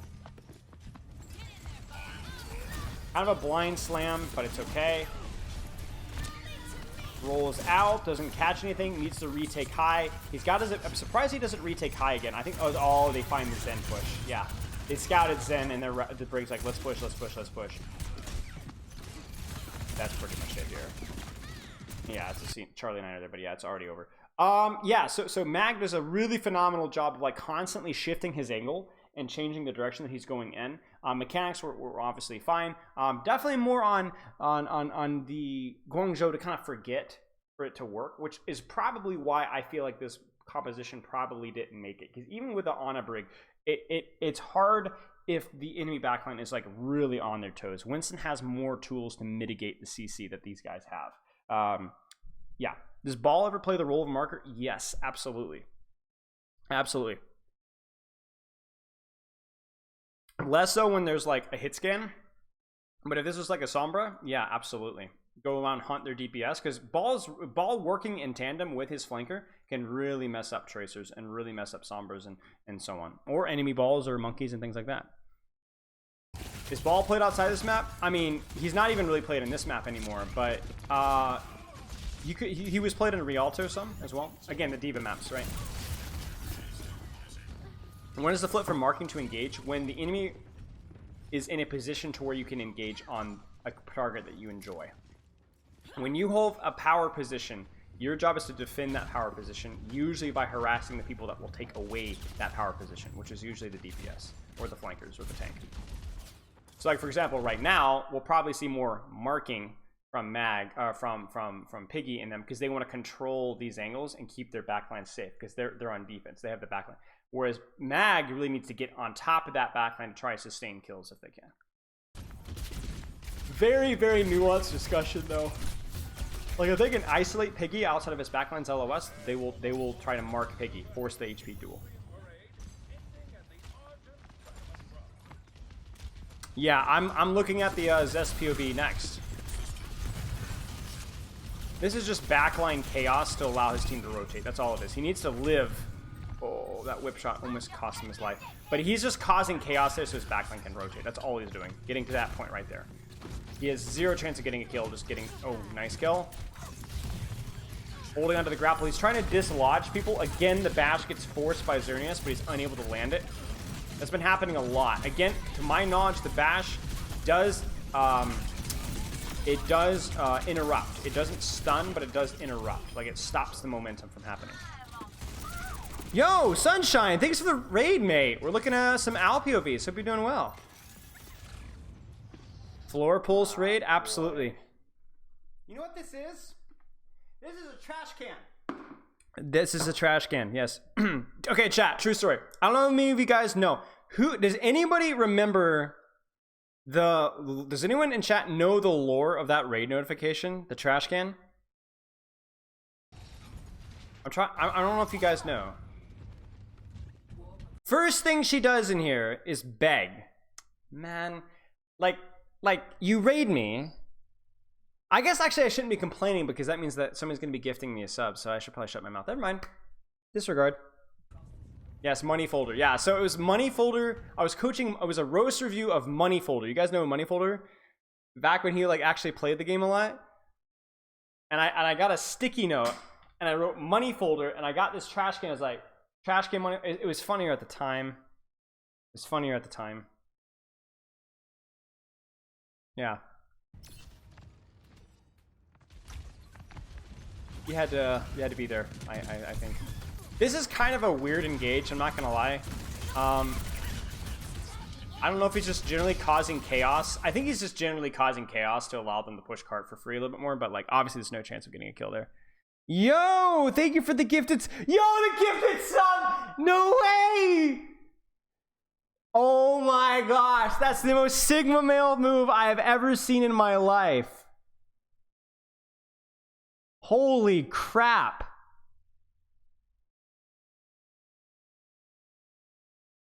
That's what a legend. A gifted sub to a random. That's actually phenomenal. This is the guy that probably goes into an orphanage and just shows the kids pictures of his parents. Yo, check this out. You see this? Like, this is me having fun with my family. You know, this is me hanging out with my dad and mom. We had such a good time together, but you wouldn't get it. Oh, Sean, this guy is unreal.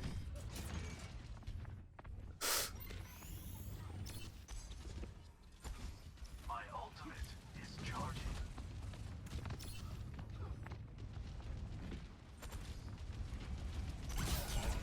Again, awareness. Oh, jeez, guys. Like, I mean, look at this, guys. Like, there's just no way. Like, again, credit to Mag for being unpredictable here.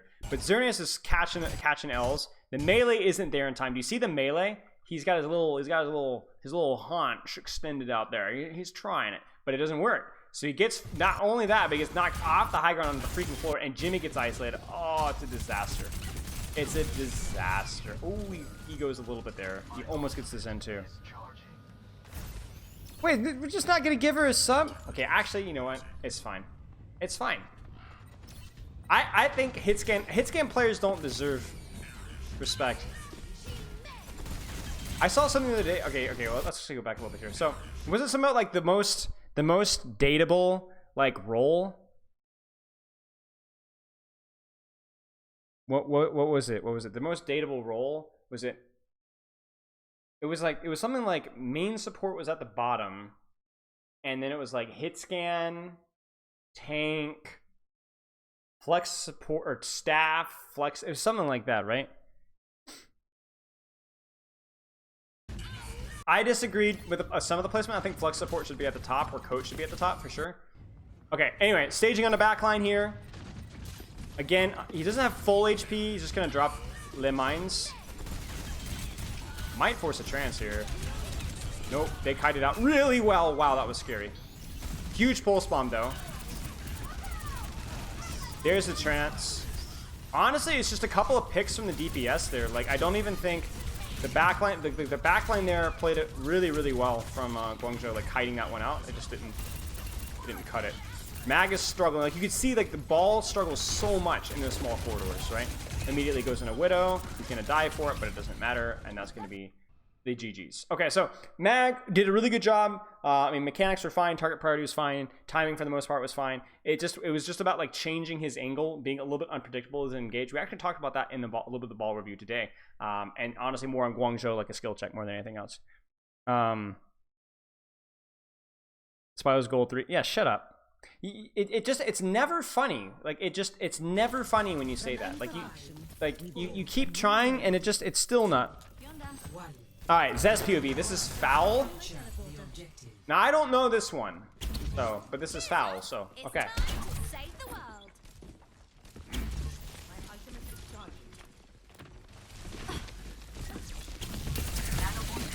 Holding an off angle, shooting whatever he can. The reason why you don't have Zest wrapping around behind here is because it's probably too far outside of his support's LOS. One of the tricky things about, like, Tracer at the pro level, depending on the meta, is you will oftentimes having Tracers, instead of going for, like, super deep flanks, they'll play more shallow angles and flanks where they can get more consistent support pocket. A lot of it depends on the matchup, but yeah, that's one thing to consider. Facts don't care about your feelings at comedy. It's not a feeling, it's fact. My feelings are facts, I think, is the thing that you need to understand here. This is good. Maybe a little bit too ego-y. They're pushing off of a hacked monkey, but he ends up getting his recall force. I don't even think they get the hack on the brig there, so I think that was the plan there. I think they were trying to hack Linksa, maybe? And they just mistimed the pressure just a wee bit. So they're going to be able to push forward at that point in time. Again, noticing the angle. He's going to peel back on the monkey because the backline is too far away to contest. So, like, this is really important. So, could Zest continue to contest these guys? Yes, he could. In fact, you could probably make a good argument that he should. However, if the backline, if the monkey overextends so far to where the backline can't actually follow up on the dive, you don't even need to zone the backline because they've been zoned by their monkey. Their monkey, they can't even follow up. So at that point, you might as well peel back and shoot monkey instead if the backline zoning doesn't matter. Now, I will say that the backline gets there just in time. Unfortunately, Gushui gets naded, so maybe it would have been better for Zest to stay on the angle. But yeah, it's just an interesting note. It's also interesting to note that this is more acceptable versus Monkey because Monkey is the squishiest tank in terms of, like, the aggression of his playstyle. So if that was like a Wrecking Ball, for example, I don't think you would see that. Hello, thank you. So you're going to see off angles constantly used by Tracer. But how deep those off angles are and target priority, for example, is a lot more. What was this? What was that? Did his, like, aim hack just kick in? Hello? What was that? Is this a replay viewer bug? Hello? No way he actually does that. Why is he looking at the ground? Getting motion sickness from watching this. Dodge the shot. Yeah, sure.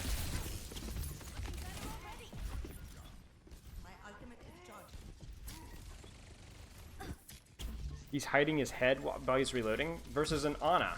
No. Versus an Ana. Maybe it's just a habit. I bet you it's a habit that he just used. Alright, so off angle, poke, poke, poke, poke, poke. And as long as, this is the thing, like, you guys remember the whole, like, awkward playstyle, right? Just shoot, right? I have my mixed feelings on that. But versus this, as long as you can move and avoid Ana shots, you can actually just poke for like eternity with your Brig and Ana pocket. And Winston is so pokeable. Like you have people like me that are very breedable. There are tanks like Winston that are very pokeable. Like there isn't anything on this composition, no Casting, no Hanzo, no Zen, no Widow, not even a Sojourn Rail that you need to really worry about. You can just continue and poke and poke and poke and poke and poke, and it just puts immense pressure on Gushui, and he has to be able to play cover like that. So the only thing he has to really worry about is the Ana to shoot the Tracer, but if he moves really well, it's hard. And the other thing is that the Ana is generally going to be healing the Winston who's getting poked. So it's kind of like this like negative feedback loop. So I don't know what you guys are talking about. I can't keep a straight face. Thanks, man. He peels back to clear out the enemy Tracer angle. Now he's going to deepen on the backline. Okay, now, why does this work, chat? He's earned the angle. He's won the 1v1, forces the Tracer back, then he deepens his angle around. I know it's hard to see what's going because it's going so fast, but he holds an off angle and shoots. He holds an off angle and shoots. He holds an off angle and shoots. He deepens the angle when he sees the opportunity.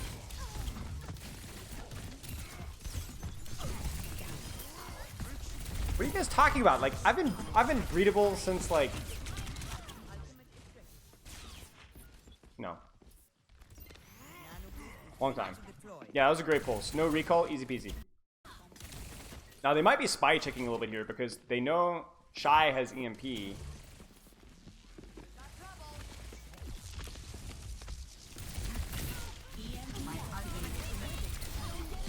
Okay, brilliant. They nano the Brig, but I think this is a misplay. Yeah, it's a little early because the monkey follow-up, there's no, they don't even die, Linksa. So Monk trolls the lobby. Now there's spy checking. Furry?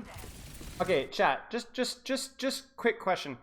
Breedable means like attractive, right? I feel like I boomered myself and I don't even know anymore. Right? No?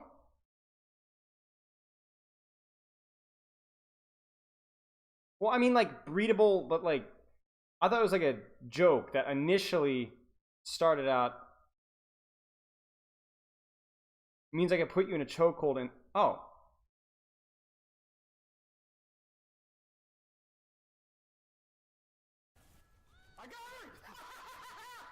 Oh. Spilo is a boomer.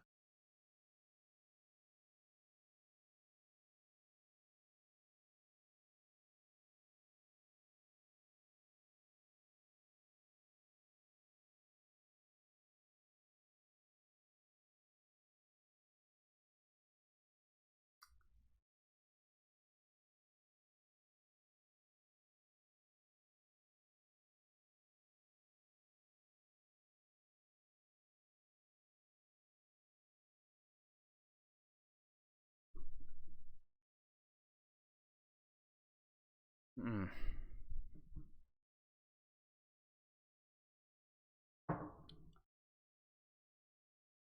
Yeah. Okay.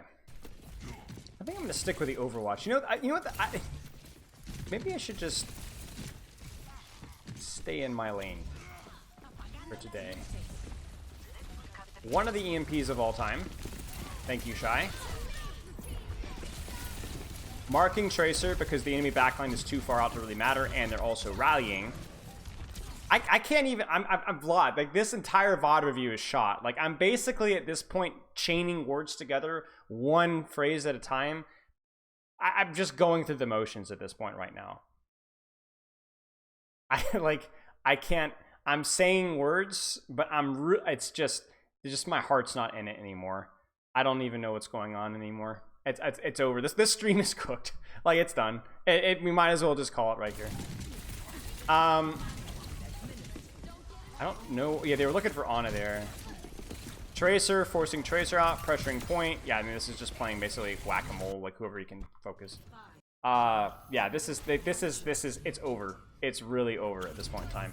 Okay, Zest obviously mechanically performing really well. I like the off angles that he's controlling. I mean, it's just a mechanical diff. There's not a lot here that I would say outside of that first little blink onto the Brig that looked pretty ugly, and maybe zoning backline there instead of peeling back in the monkey that I would have changed. Everything else looks pretty good. It's time to save the Yeah, I'm done, guys. Like, it's over.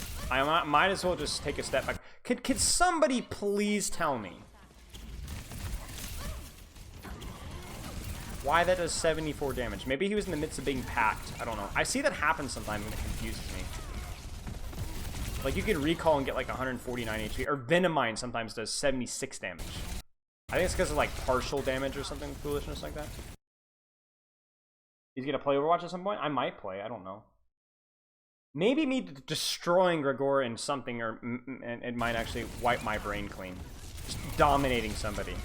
At this point, though, I can't even say a word like dominating because now my brain is just ruined, and I really, I can't do anything. Okay, there's the shot on the monkey. Clear the angle out, clear the tracer, and then once they've cleared the angle out, now they have an off angle to shoot.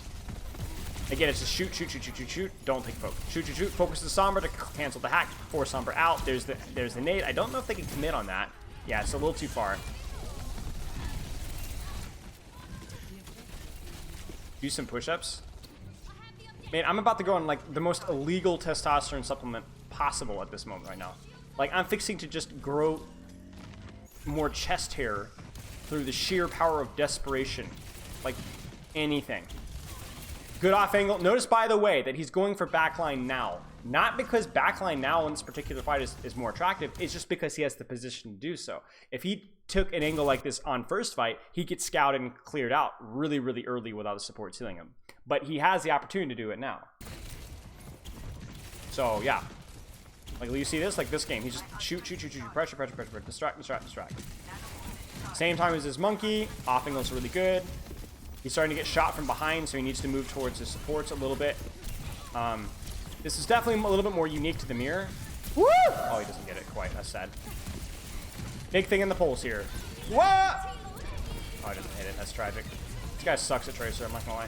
He needs to get out of the Nano Monkey. He really does not want to be trading Nano Monkey, honestly. Like, it is a little bit unfortunate there.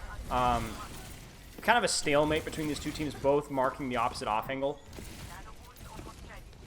Is he going to go deep with Primal, though, in EMP? It looks... Yeah, see, when they want to cheat and go really hard for backline, like with an EMP Primal Nano Monkey, he tries to sneak to avoid taking the trades. Because even if he gets poked out here, it's not going to matter because these guys are going to be dead. Right? So it's like, mark control off angles, patience, patience, patience. Oh, we're going to go in really hard in the backline. Sneak, sneak. Bang! Right? Big, big punch. And that's it right there, right? It's kind of crazy they don't get the follow-up. It's a nice sleep from Monk. Oh my goodness gracious. What was that melee? Oh my gosh, the man turns his camera. Oh!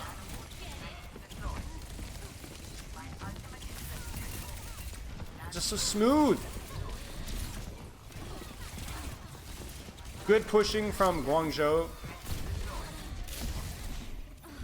Okay, I'm sorry. Can we just listen to Skewed's ultimate here? Listen to Skewed's ultimate spam. Listen.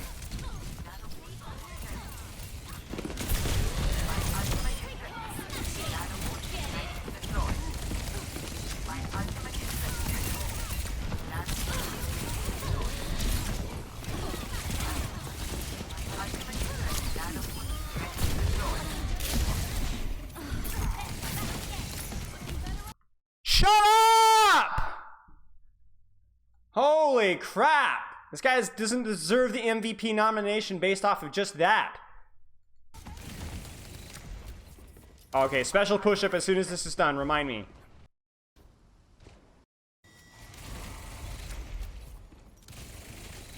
Spy checking for Sombra. Shut up! He's close to Pulse, though, so that's definitely an impact there. He's okay, so this is why he peels back here. Spark are trying to cheat by just zoom in on the backline for EMP.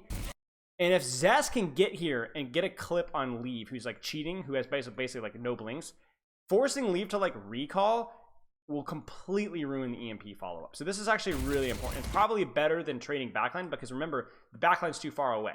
They're way, way, way off screen to, I guess, our left. Yeah. So, yeah. He doesn't quite get the recall, though, and Leave egos this. Like, look at this. Look at how low Leave is. Leave maybe dies here. Yeah, see, that's it, right? Leave egos it. So his peel back there was fine because he was able to focus. Oh, wow.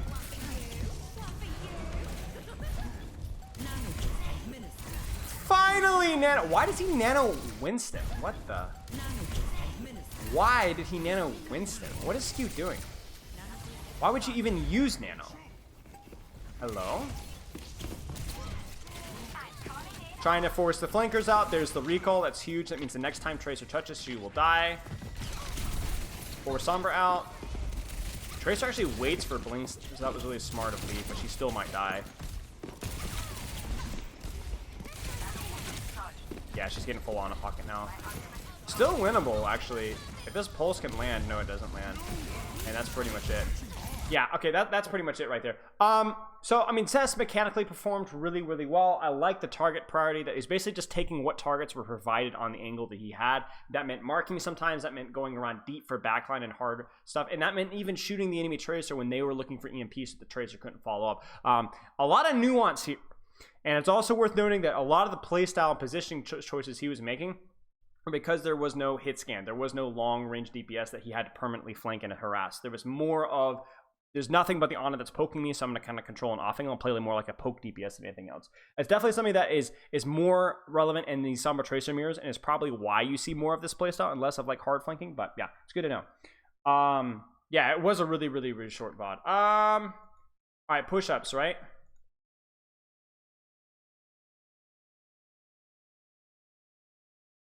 I clipped you having a learning moment. Should I post it here or will the bot own me? I think you should be able to post it. I don't know if I want to relive that moment for the rest of my life. Aztec cross touch?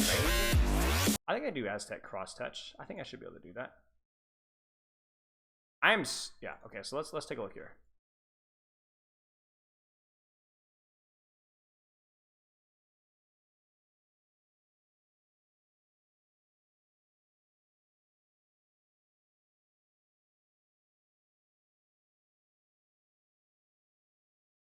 Basically, push up, cross touch. Yeah, I should probably be able to do that. I'm a little out of practice on these, but I can try it.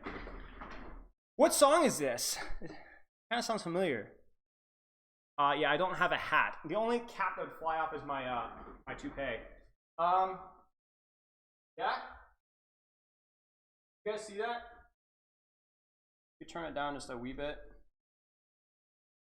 Okay, there you go. I've done Aztec push-ups before, but I don't know if I've done the cross-touch one.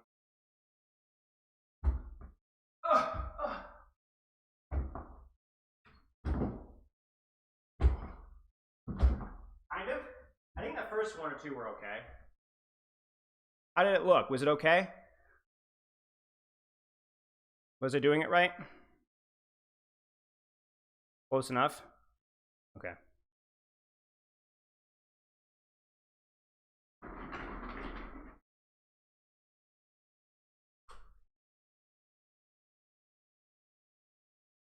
His hands are off the ground more. Maybe I need to mute the song here. Yeah, he is way more bouncy. I feel a lot heavier. True. Probably weigh a lot more in this guy. And I don't do enough explosive push-ups anymore.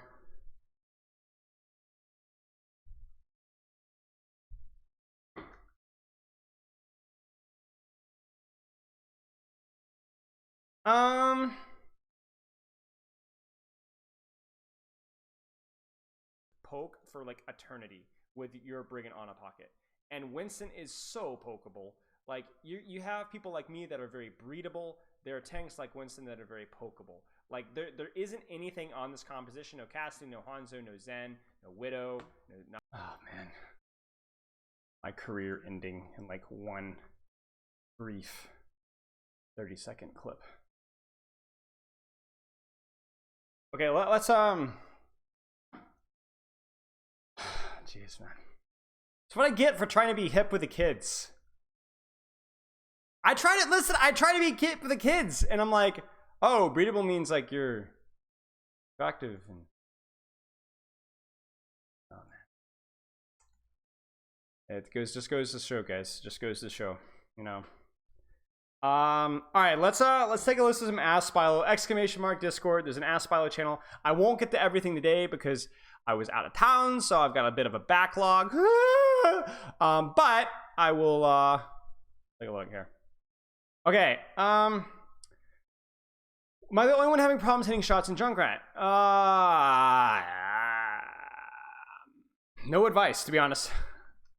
No advice. It might be that the Junkrat that you're playing versus was just really good, but Junkrat has like one of the most forgiving hitboxes in the game, so I'm not honestly too sure. It might also be like the arc that he's moving when he's moving in the air might be something that you struggle with.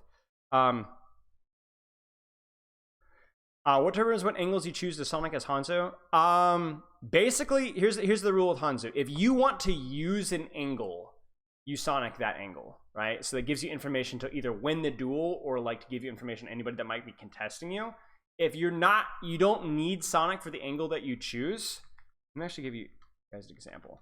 If you don't need Sonic for the angle that you choose, then you can Sonic an angle that you think the enemy might choose. And this is where it's really contextual, because you can't just be like, oh, I'm gonna Sonic this corner as Hanzo. Well, are they on Tracer or Sombra? Like, why would you Sonic a frontline off angle when there are Sombras on your backline? Right? That doesn't help you any. Why would you Sonic the floor on a corner when there's a Widowmaker peeking a million miles away? It's like just wherever you need information. So let me just pick whatever map it gives me here.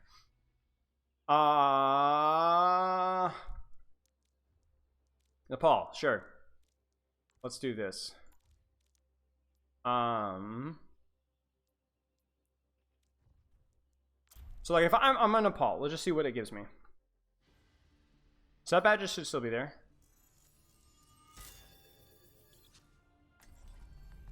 Whee! So like, oh gosh.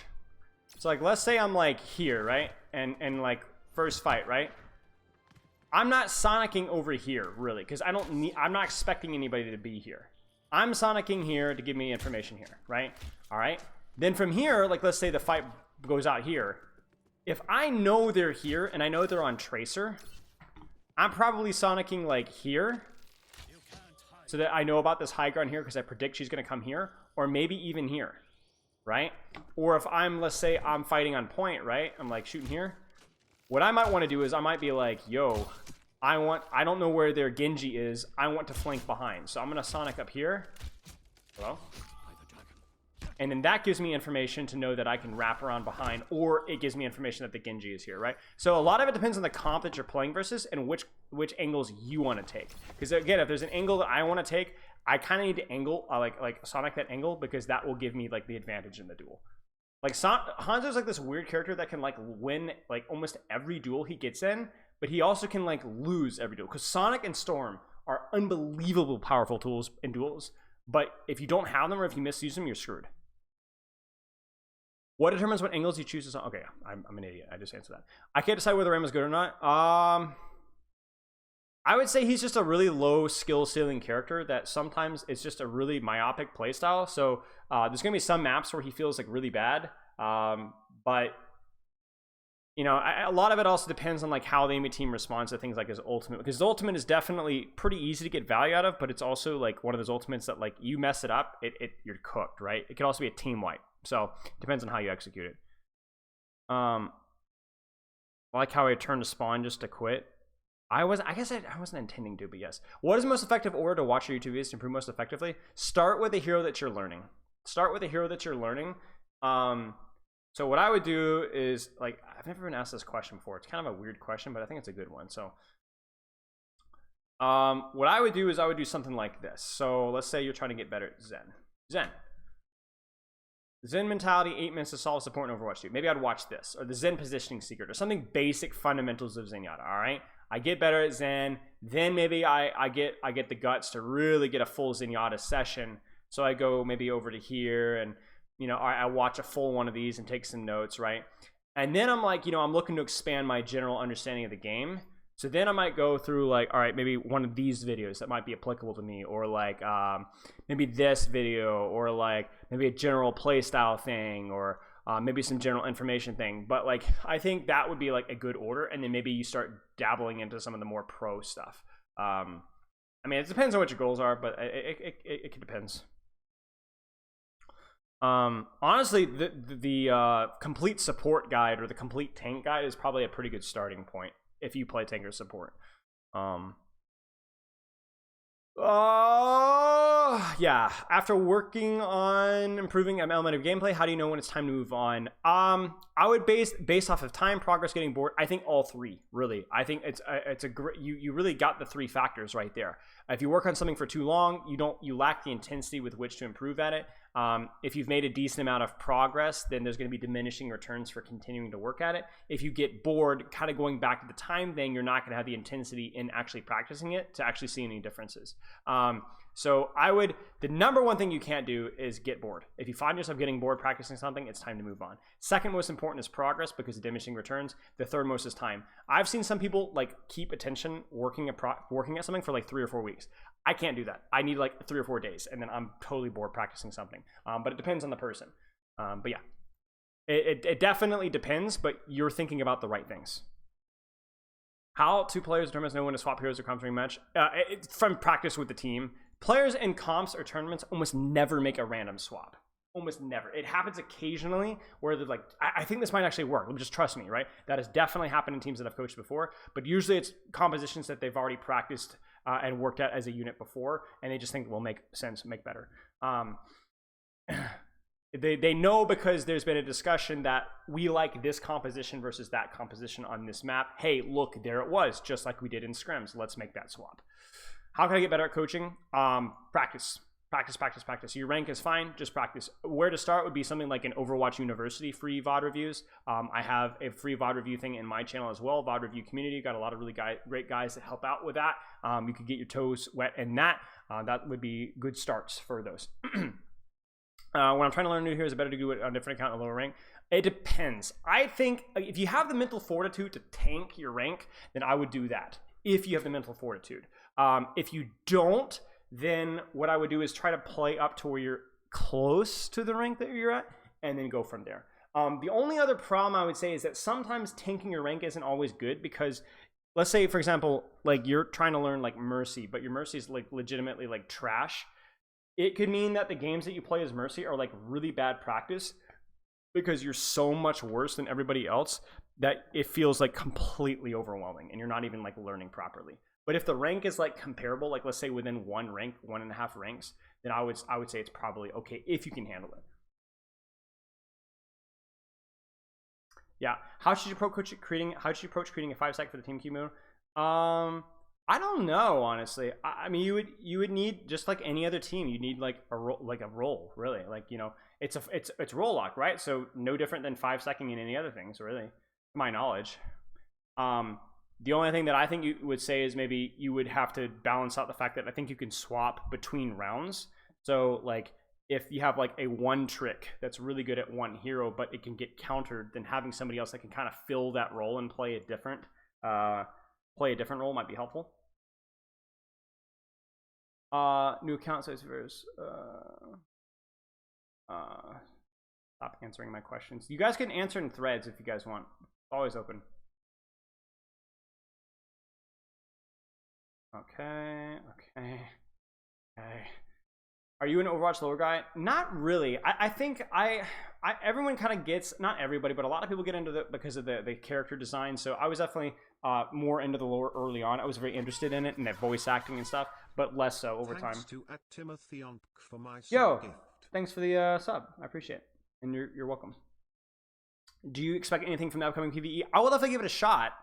But the problem with Overwatch PvE for me is not that I dislike PvE. I'm not a PvP only guy, really.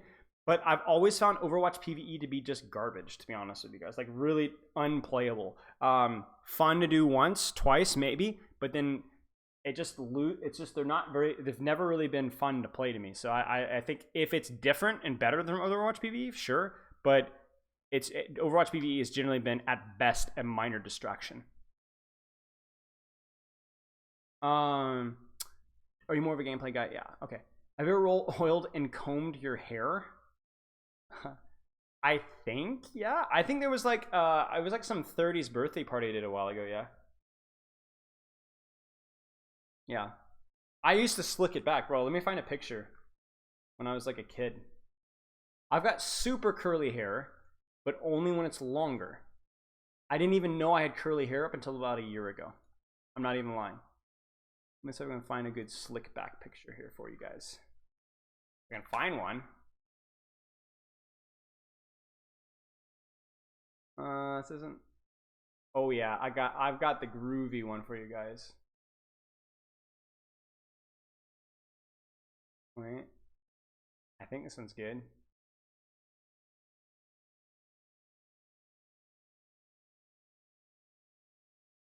Yeah, we got two good ones for you guys. Check it out. You guys want some sauce? Check out the sauce, guys. Check out the sauce.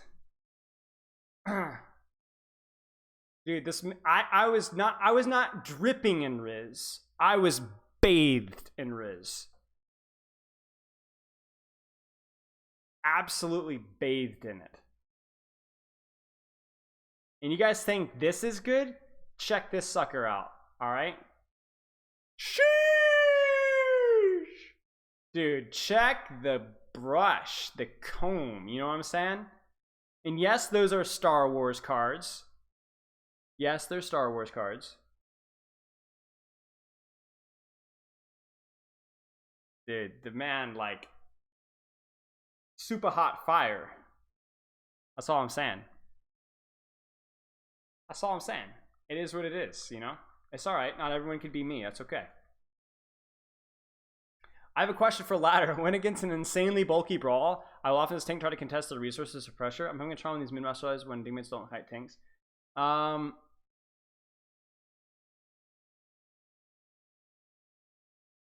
What hero are you playing?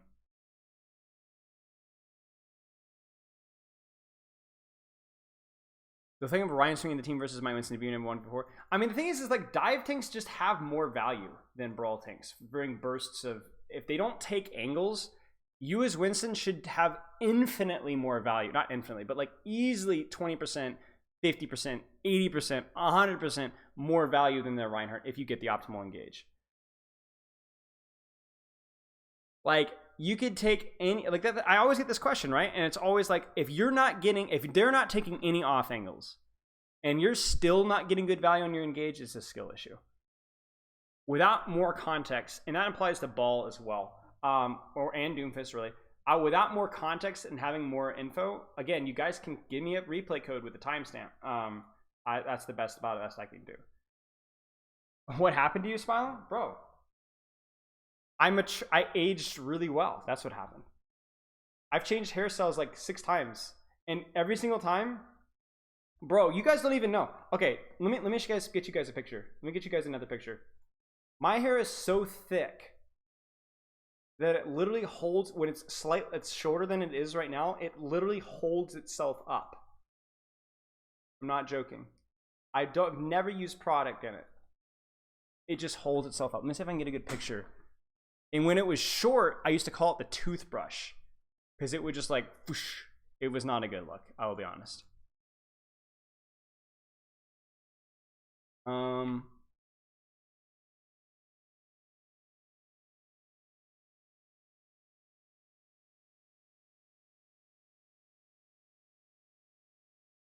Wait, this is actually a pretty funny one. Hang on.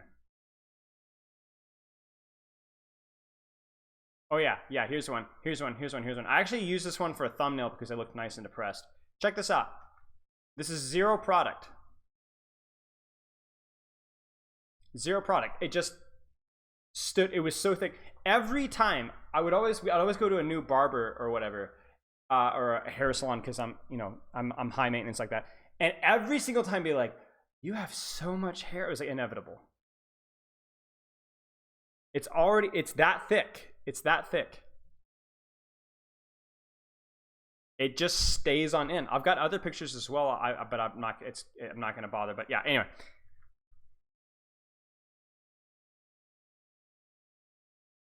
Big hair is a blessing and a curse. Yeah, it's mostly a blessing. I don't have as much problems with it. I can imagine it's probably more of a curse if it got like really long.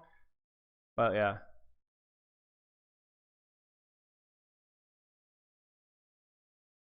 Is it worth distinguishing between Brawl and Dive in the Holy Trinity of comps? That the only difference is Dive engages from angles? I would say the only difference is Dive engages from angles. Brawl would love to engage from angles as well. The difference between Dive and Brawl is that Dive has more available mobility. That's pretty much it. They both of the goals. And the other thing with Dive as well, like everything is a hybrid now too. I think if anything, the reason why the Holy Trinity doesn't work is because it very rarely do you have it one archetype anymore. It's always like spam dive or like dive brawl or like brawl spam. You know what I'm saying? Like Hanzo Batiste. Is it a Winston Moira, right? So what I like to do instead is just have mobile heroes, short range heroes, long range heroes, and you can kind of like build compositions around that. And there's heroes that have 2 out of those 3s as well. Yeah,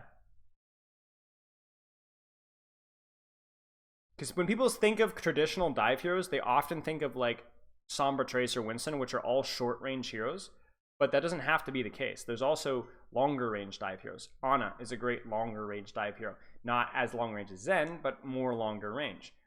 Echo is another more medium, can be short range, but there's more nuance. Sojourn is another one as well. Yeah, like I said, I've always thought of mobility and range as scales and then building things around that. I do think in the Holy Trinity of comps in that regard is dead, but it still can be a useful tool to like kind of explain things. Thoughts on flinging a support? Time it well, depends on your hero. This is such a general question. Should you do it? Yes and no. When should you do it? Depends. Any tips on doing it well? Play cover, time it well. Always good to pair it with somebody else depending on the support. Like Kiriko pairing with somebody else is always really helpful because you get maximum value out of your flank, but it also depends. It's not something you should be forcing to do with another DPS if the flank that they're taking isn't good for you. You need to know the range of your character. That's probably the most important thing. Timing and the range of your character. It's the fundamentals of Overwatch. So like if I'm Zen doing a short range flank when I'm playing into like a brawl comp is like really stupid. But if I take a nice long juicy angle, different story, right? Yeah, I agree with that saber line. That's probably good advice. Do you have an escape ability? I mean, I appreciate, again, the answers to the question, but you guys got to remember, this is Ask Spilo. Answer in threads. If you guys have a good answer in threads. Because I do appreciate people answering the questions. I just try to keep the channel condensed. I don't mind you answering the question, just don't answer it in here. Also going on and off the game. See, are you proud of me, Matt? I'm using the shift delete. You see this? Are you proud of me? Do you believe that the gradual, do you always gradually increase in when become coaches led to a gradual elevation coach without that level of player experience? I don't think so. No, I don't think so. I think the reason why we've seen a general migration of players to coaches is because coaches just don't have, like, just coaches don't have like a lot of motivation to stay in the scene, and the player to coaches transition is because those players don't have anywhere else to be, right? Somebody like Gator, I don't think that really fits. I think Gator does a fine job for what he's done, as from what I know. But in terms of talking about like contenders tier 3, I think it's just the players that just want to stick around the scene but aren't good enough to grind. So they just think, oh, might as well coach. And the fact that there's no competition because actual coaches, leaders, there isn't any motivation to do it anymore. The scene is dead, and the first thing to go in a dead scene is the leadership. Not the players, the leadership. Because the game is still fun to grind, right? Still fun to scrim. But if a coach doesn't have any sort of like ambition because this is as high as it's going to go, then there's no reason for you to be a coach. Spilo Lucio take, I think it's fine. I think the only argument that I can see is that maybe shifting the dynamics of like speed boost onto other characters as well. But I don't really have a lot of problems with Lucio. I think Lucio is fine. I think AoE speed boost is maybe a little bit overrated in Overwatch 2. Not in full, but I think you would see less Lucio if there was another support that could even give a single target speed boost. Because let's put it this way. If Brig's armor pack gave a equivalent of a Lucio speed boost, you might see a lot of Brig brawl. Even though Brig isn't exactly a great brawl hero by herself. Because if you're playing a brawl comp, the only people that really need speed all the time is Bat, Ryan, May. But all of a sudden, if you give a hero that provides single target speed boost and provides a lot of other utility elsewhere, well, we might want to play a Ryan brawl with a Sojourn, or somebody that doesn't need speed because it provides value elsewhere. I will say rolling out and Koth being a big deal for Lucio as well is important too. That's true. I'm mainly a tank player when I play off roles. It feels like support is way easier than DPS. I think DPS just requires a lot more specific mechanics, whereas support you can get away with like a lot more game sense. It's like it's the same reason why a lot of DPS players do well with supports, because the mechanical part is important for support. But like every DPS, it's not even like the mechanics. It's not just broad mechanics, but like think about like compare like Junkrat to like a Widowmaker. You know what I'm saying? Like that's just you could not have a more different experience. And if you ignore outliers like, for example, like maybe Mercy, Brig, something like that, for the most part, supports have similar. Like if you're playing Ana, for example, or Moira, they're harder heroes. Like they're not necessarily easy heroes, but they definitely have like a very understandable play style and like a very understandable mechanical style. Whereas DPS can feel every DPS hero has like almost a completely different mechanical identity. Hit scans are definitely a little bit of an exception there, but even then, like and casting a Widow just feels like totally different. When you play Winston Summer Tracer on a Brig comp, how does the backline contribute the dive that Summer Tracer might be looking for? A lot of it's just denying the enemy Winston from trading their backline and then following up. Like if you have a positional advantage, you can go offensive nades, you can go offensive shots. If you don't have a positional advantage, deny them the ability to dive on top of you.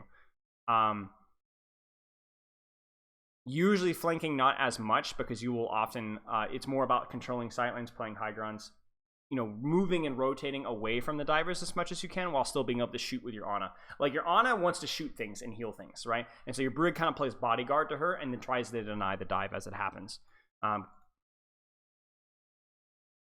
You can contribute, but usually contributing to a dive involves a yeeted nade from a high ground position as Ana or shooting people.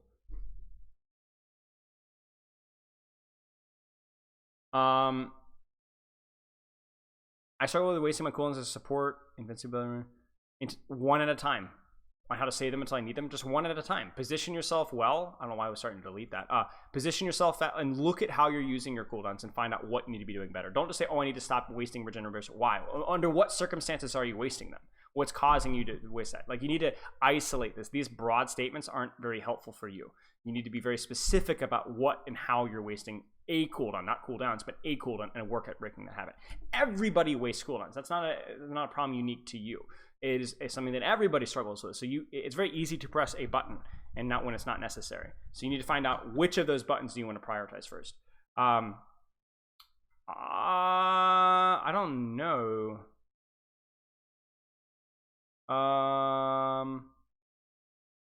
Chat, if you have any suggestions, drop them in here. But honestly, off the top of my head, I'm not really sure. I don't think there's a lot of really good basics of Overwatch videos out there. It's definitely something that's been recommended for me to actually go into, to do them myself. It's like, hey, you should do like the basics of Overwatch videos, but I've never really done it. Yeah. Chat, is there Owl live right now? Am I like smoking something? Is Overwatch League live?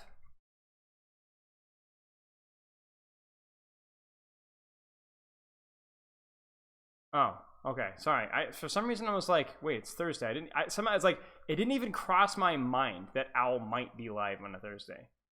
So I was like, oh, yeah, maybe there's Owl live. No, okay, my bad. It's fine. I'm sorry. I just forgot. Like I was like, I forgot that that's even a thing. Okay. Let's do a few more. Coming back from a break in Owl, how much of the upset match results would you attribute to the break in schedule?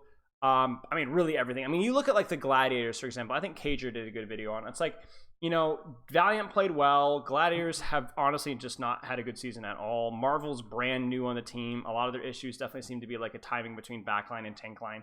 It was a huge upset, but it wasn't like, you know, it wasn't exactly like a shocker of an upset.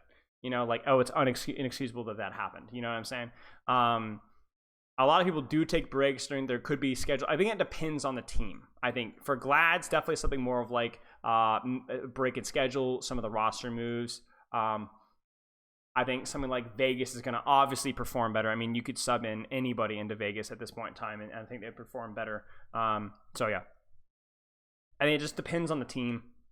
It depends on the team. And for some teams, sometimes like a mental reset can be bad. I remember for London, we were kind of an immature team at points where it felt like the team needed to kind of keep themselves like focused. So long breaks weren't always good because we'd come back fussy and whiny and entitled. And I honestly think that's part of London's problems this season. I think that there's a little bit of entitlement, and I think like players are probably not performing up to the level because of it. Am I gonna upload my review of the Mag and Zest POV to YouTube? Maybe. I've kind of saturated that for a little bit here. I will see. I'm trying to be like a little bit more selective about what I upload to YouTube. I already have another Dallas POV which I'm uploading, so I might take a break from that. I also felt like the POV was those POVs are probably the least educational, because it was mostly about like Mag, take an angle, engage.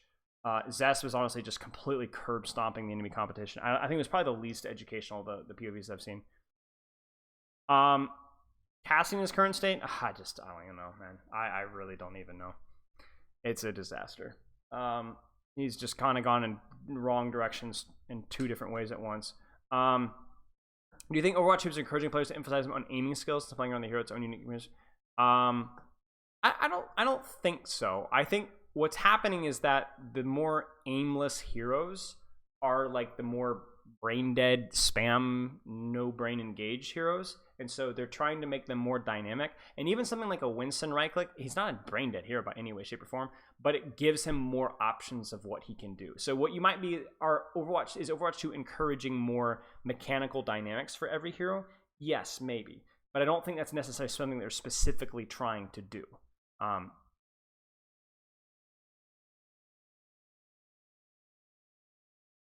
Cheers, Saber. If you was in the Overwatch team, which map would you rework next? Probably Circuit Royale.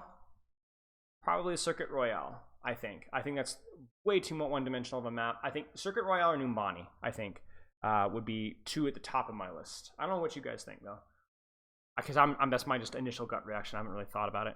Cheers, mate. How do I get better mechanically? I used to play console and Switch. Just play deathmatch and ranked. Play deathmatch and ranked, and also make sure that you have a good sensitivity. I recommend checking out the eDPI and Overwatch, like looking into that, making sure you have a good mouse pad. There's a lot of videos on YouTube about finding your best sensitivity in Overwatch 2. You'll find something. So I would toy with that. Colosseo. Yeah, Colosseo doesn't need a lot, but a couple of changes from Colosseo. Powder ISO is also definitely troublesome too. Chew and Field is Korean. Liar and Reckless is on the White Boy Rain. I don't know. People talk about the JK Wensu, the Jikaru Winston, Kevster. I don't know. Opinions on CBT, never tried it. And if I did, I would never tell you. I recently started an Overwatch team. I haven't tried finding his game. I'll play Sombra. I put out LTs. I haven't found is there any picture? Is there something? I mean, there might not be a good answer. You have to understand that Sombra is a very, very niche character, even though her pop prevalence in the Overwatch League, like for crying out loud, Overwatch League players struggle with Sombra. So I would find a player that's like, if you really need a Sombra player, I would, either keep looking or find somebody that you think has a really good mentality, is like really hungry to learn, and then develop that player as best as you possibly can. Oh, cognitive behavioral therapy. Wait, did I misread that? What am I thinking of? Oh, it is marijuana. I thought I was like misreading it. Cognitive behavioral therapy.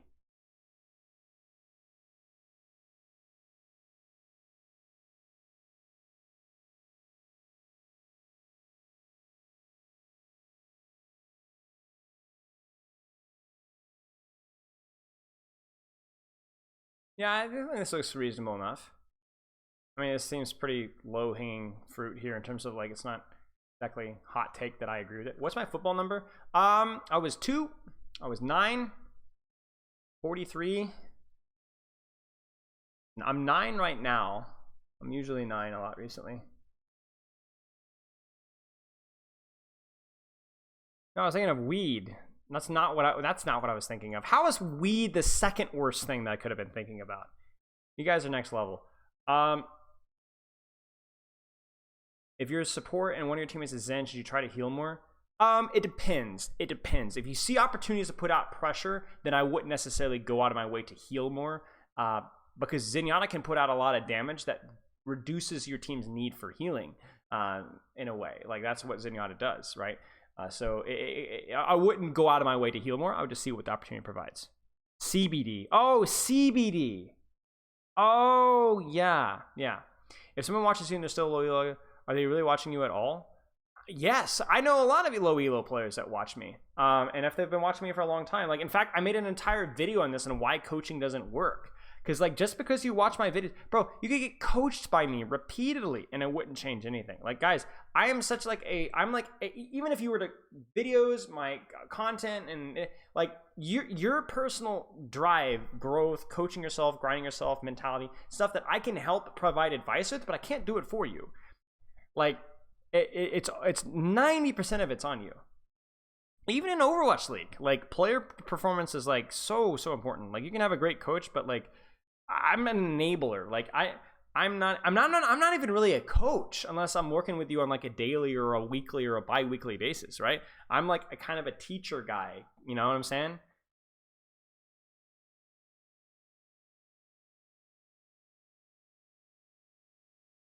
Yeah, so like, you know, it's very normal. Like, that used to stress me out back when I started doing coaching back like 4 years ago, because I'd feel like I'd take personally responsible if somebody didn't instantly rank up from a session, and then I was like, no. I mean, how many times do you guys have had great teachers in high school and like half the class just is like boozed out, you know what I'm saying? I mean, even if I was a perfect coach, and there's nothing saying that I am a perfect coach either. So like, because I'm always like, oh yeah, man, I made so many mistakes a year ago. It's like, so, you know, what am I gonna be thinking about now, a year from now, you know? So angles, yes. If you learn nothing but angles. Okay, that's good to know, Stefano. It's buying a lot of Nano Echo over Nano Winston recently. It's really a safer option, yeah, because you can melt backline, but you can also melt the enemy monkey. Whereas a Nano Monkey, like, if they hit the whip shot, I mean, a lot of your value is gone. Like, a lot of your value is gone. So a Nano Echo, however, doesn't necessarily need to be shooting backline for DB value. A lot of, in fact, Nano Echo could be even better on the Winston, which is a lot. So she's got options. Nano Winston's pretty much myopic. Like, there's only one thing a Nano Winston can really do. How would you deal with tilt and solo queue? I play support mainly and just some games to go offline. I'm going to just play just run. Man, I have a lot of videos on tilt. Let me see if I can pull up a few of them here.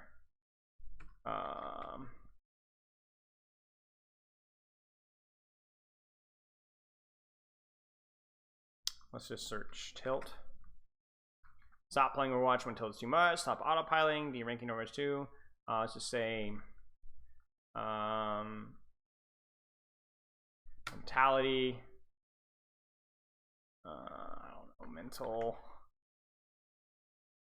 Beating yourself that doesn't work. There's a few of these videos that I would check out. I mean, the big thing is just to set yourself goals. Set yourself goals. Deal with tilt proactively by proactively taking breaks before the tilt even happens. Like, between even every game, taking a couple months to recenter yourself and remind yourself of what you're practicing. Once you've snapped, then at that point there's no point even queuing at that point. Just, you know, go into quick play, off roll, do something else other than doing what you're doing. I don't even know if we're gonna do hammer time. I might actually have to call a stream because I'm super tired.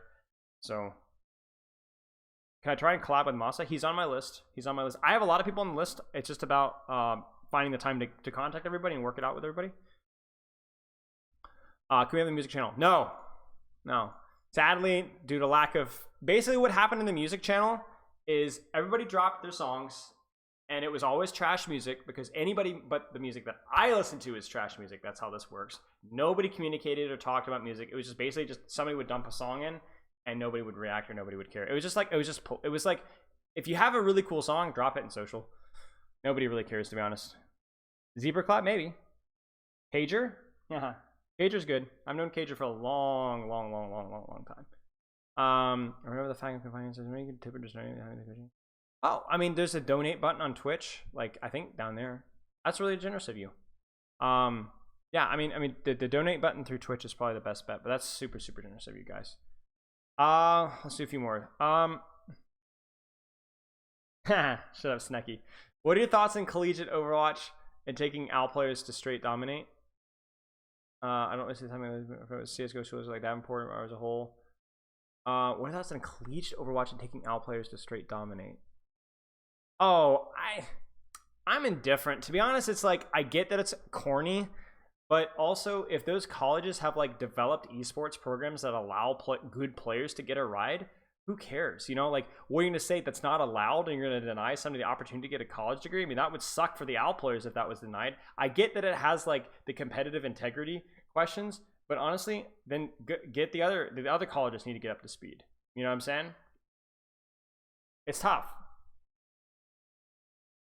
What do you think about the low levels? I think it's pretty low. No, I think tier 2 is very, very, very top heavy right now, more so than it's ever been. Kind of mirrors a little bit of like the interest of like pro Overwatch as a whole recently, and it has nothing to do with Overwatch League dying, right? Just where there's just a lot fewer players. Like, you guys can go back to like early 2020, late 2019 contenders, and it was unbelievable, like the level of talent that was in. You know, you have OWL level players, at least they developed to OWL level, and like top 10 teams, like not even the top 5. So yeah, good workouts to do during a 7-minute 12 queues. Minimal. So it depends on what you're aiming for. Like, there was a period of time with London where we were doing like actually kind of like harder calisthenics between maps because we were trying to like work on our mental endurance, and it was actually super fun. But if you're really focusing, like putting priority on the game first, anything light, anything total body. I would say walking, jogging, jumping jacks, any variation of jumping jacks that you can do. I would say anything like maybe a side plank, maybe a couple of push-ups, maybe do a couple of running jumps, anything that preferably involves as much close to your total body as possible, just to keep your body moving without a lot of tension. Burpees would be okay as long as you didn't do too many. They could be pretty intense cardio-wise. But again, it depends on where your priority is. Is it more of the more workout, less performance in game, or vice versa? Is it possible to climb the GM with master level aim on DPS and share roles to make? Yeah, no, you act as if you couldn't develop GM level aim. So yes, it is. Of course, it's possible to climb the GM with master's level aim. Yes, obviously, yes. But it's also possible that you could develop GM level aim and climb the GM anyway. So no matter what way you look at it, the answer is yes, it's possible. How much place is there for Reddit Lucio and organized play? The level of somebody like Frogger does it, it's not as much plays, but the team play Lucio, what people perceive as team play Lucio, is generally a lot more Reddit-y or aggressive than people think it is. Especially in Overwatch 2, because you don't need to keep as many people in your aura. So, and the aura is big, right? So like, and there's times when even leaving your team outside of their aura is relevant. So it's pretty aggressive, and I think playing it aggressively allows you to get really comfortable mechanically with a hero, so that you can do it when you need to do it. Yeah. So when I say Frogger, I'm thinking more like Frogger on stream. I guarantee you, Frogger on Contenders was still playing very aggressively, just maybe not to the feed level. Got any general tips for stuff that tanks are on Diamond Aloga wrong? No, I don't have anything. Everything. The answer to these questions, from bronze to top 500, bronze to Overwatch League, is everything. Timing, communication, mechanics. It's always a little bit of everything. Yeah, so it's about finding what you are lacking or your biggest setback, and finding and targeting that as improvement. Ever had surgery? Yeah, I had. Okay, this is a cool story. So, true story. I went to the dentist when I was like 10, 11. X-rays, whatever. And they pulled my dad out in the back, and they're like, "Yo, Pops, check this out, bro. I had 2 teeth in the roof of my mouth, not like out, but like up in my gums." True story. And so I had to get surgery to remove them. Like 10 years old, got teeth growing on the roof of my mouth. Like, what even is that? And then it gets worse, because the surgery was, as far as I know, fine. Like, it wasn't a big deal. But the doctor, they messed up real bad. And they gave me, they diagnosed me, prescribed to me, the adult dose of painkiller. So I basically took an adult dose of painkiller, and I was so sick for like 24 hours. I was so sick to my stomach. from that. It messed with my head. It messed with my stomach. I was miserable. And because my stomach was so messed up, I couldn't take any more painkiller for 24 hours. So it was just a terrible experience. Yeah, it was awful. I was just miserable. I was home and I couldn't do it. Was like, you ever know, like when you're like, you don't feel, you ever guys like have like a fever, you know, or like you got a cold and you like sit in a corner and you like watch something or you like read a book and it's like, it sucks, but like you're able to like enjoy some things. I was so sick, like I couldn't even read a book. I was just miserable. Just sat there and just was miserable. Yeah, it was terrible. Advice for skinny guys recently starting out gym: start small. I know I have to eat more, but struggling to eat more than 2 meals a day. Start small. However much you're eating right now, eat 200, 300 more calories than, or 400 more calories than you are right now. You need to find like what your like ballpark needs to be for calories. You know what this Yo, hello. Thanks for the raid, mate. I appreciate it. We're just doing some ass Spilo stuff. We're actually talking about like weight gain stuff. The trash can is back. Thanks for the raid, mate. Hope you had a good stream. But yeah, just eat more than where you are right now, and don't just eat meaningless calories. Like good protein, good carbs, good vitamins, nutrients, minerals, stuff like that.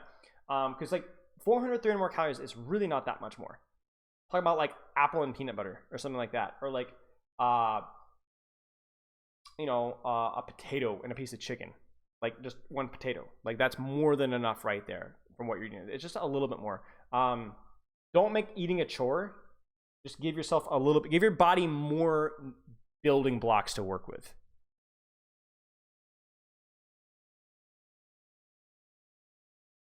Yeah, protein shakes something to increase that. Yeah, the only thing you have to be careful with protein shakes is there's a lot of crap out there when it comes to protein powder and protein shakes. A lot of stuff with some really nasty ingredients that will do the job for the short term, but just like the Overwatch League discussion that we had earlier, it's not all about the short term. You should not be compromising your health to gain weight. And a lot of these ingredients, whether it's the artificial flavoring, artificial sweeteners, just the sugar alone, not good.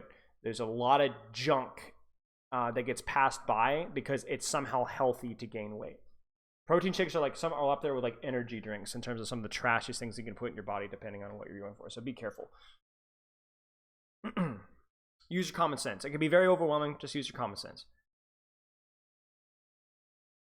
Yeah, exactly, Matt. Exactly, Matt. There's a lot of things too. I mean, even stuff like a lot of vegan proteins are really bad too because your body just doesn't break it down. Like I know a lot of people that were like, they're all on the pea protein, right? And I'm not as knowledgeable on different types of vegetable proteins or vegan proteins, but you have to be careful of those as well because a lot of them just literally just don't do anything.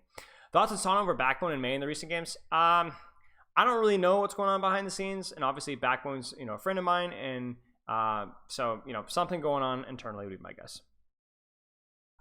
To be fair, Sauna does have very much has a May background. So that's not exactly Backbone is benched because Backbone is bad. Sauna also has a big May background. It was the Flux DPS and EU contenders. You had to be a good May back then. Pea protein is fine? All right, good to know. Thoughts on IRL Sauna? I think it's one of those bro science things, to be honest. That it probably has some good benefits, but they get overhyped by people that will tell you that you should be eating raw meat and taking ice baths. Guys, it's like guys are kind of like teenagers.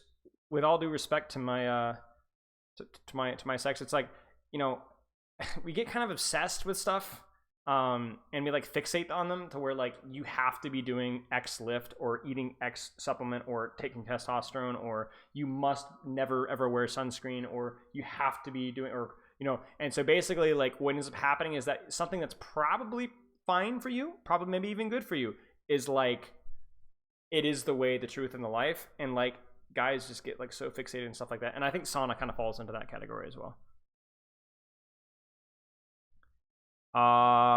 If Owl goes down next year, does Collegiate also shut down? I don't think so. No. Collegiate isn't ever about an owl feeding ground. That was never the purpose of Collegiate.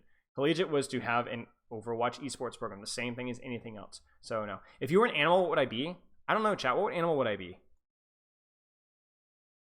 Somebody's going to say something about like an alpaca, and I'm just really going to be upset. Do I enjoy going in the sauna? I've been in the sauna like once or twice, and yeah, it was fine. But I've never been in a super, super hot sauna, so I've heard that that's something that takes a little bit more getting used to. Monkey, a small yappy dog. Bro, Bro. Rat? A tortoise? Guys, how is this getting more insulting the more you're talking? How is that even possible? Can you not? Bro, how about like Alpha Chad Eagle? How about a panther? A naked mole rat? Goat? Okay, goat, I can live with goat. Banana slug? Okay, guys, we're done. We're done. Chat, I'm done. I'm gonna go lie down. I'm gonna raid Ticket T. Loves and kisses. Yeah, I'm gonna chill. I'm gonna chill. I'm on like so little sleep here because we were in New Hampshire for a while, so I'm done. Sugar glider. Oh my gosh. All right, chat. Tell Ticket T I said hello. I will be back this Saturday. I think we'll have an Owl co-stream this Saturday, so stay fresh. I'll see you guys then. Sleep stream? I don't think I'm gonna be sleeping just yet. I'm gonna be sleeping more tonight though, for sure. I'm not sleeping just yet. I might play some Overwatch. I'm not sure what I'm gonna do yet, but I'm gonna chill. Anyway, all right, chat. I'll talk to you guys later. Loves and kisses. See you Saturday.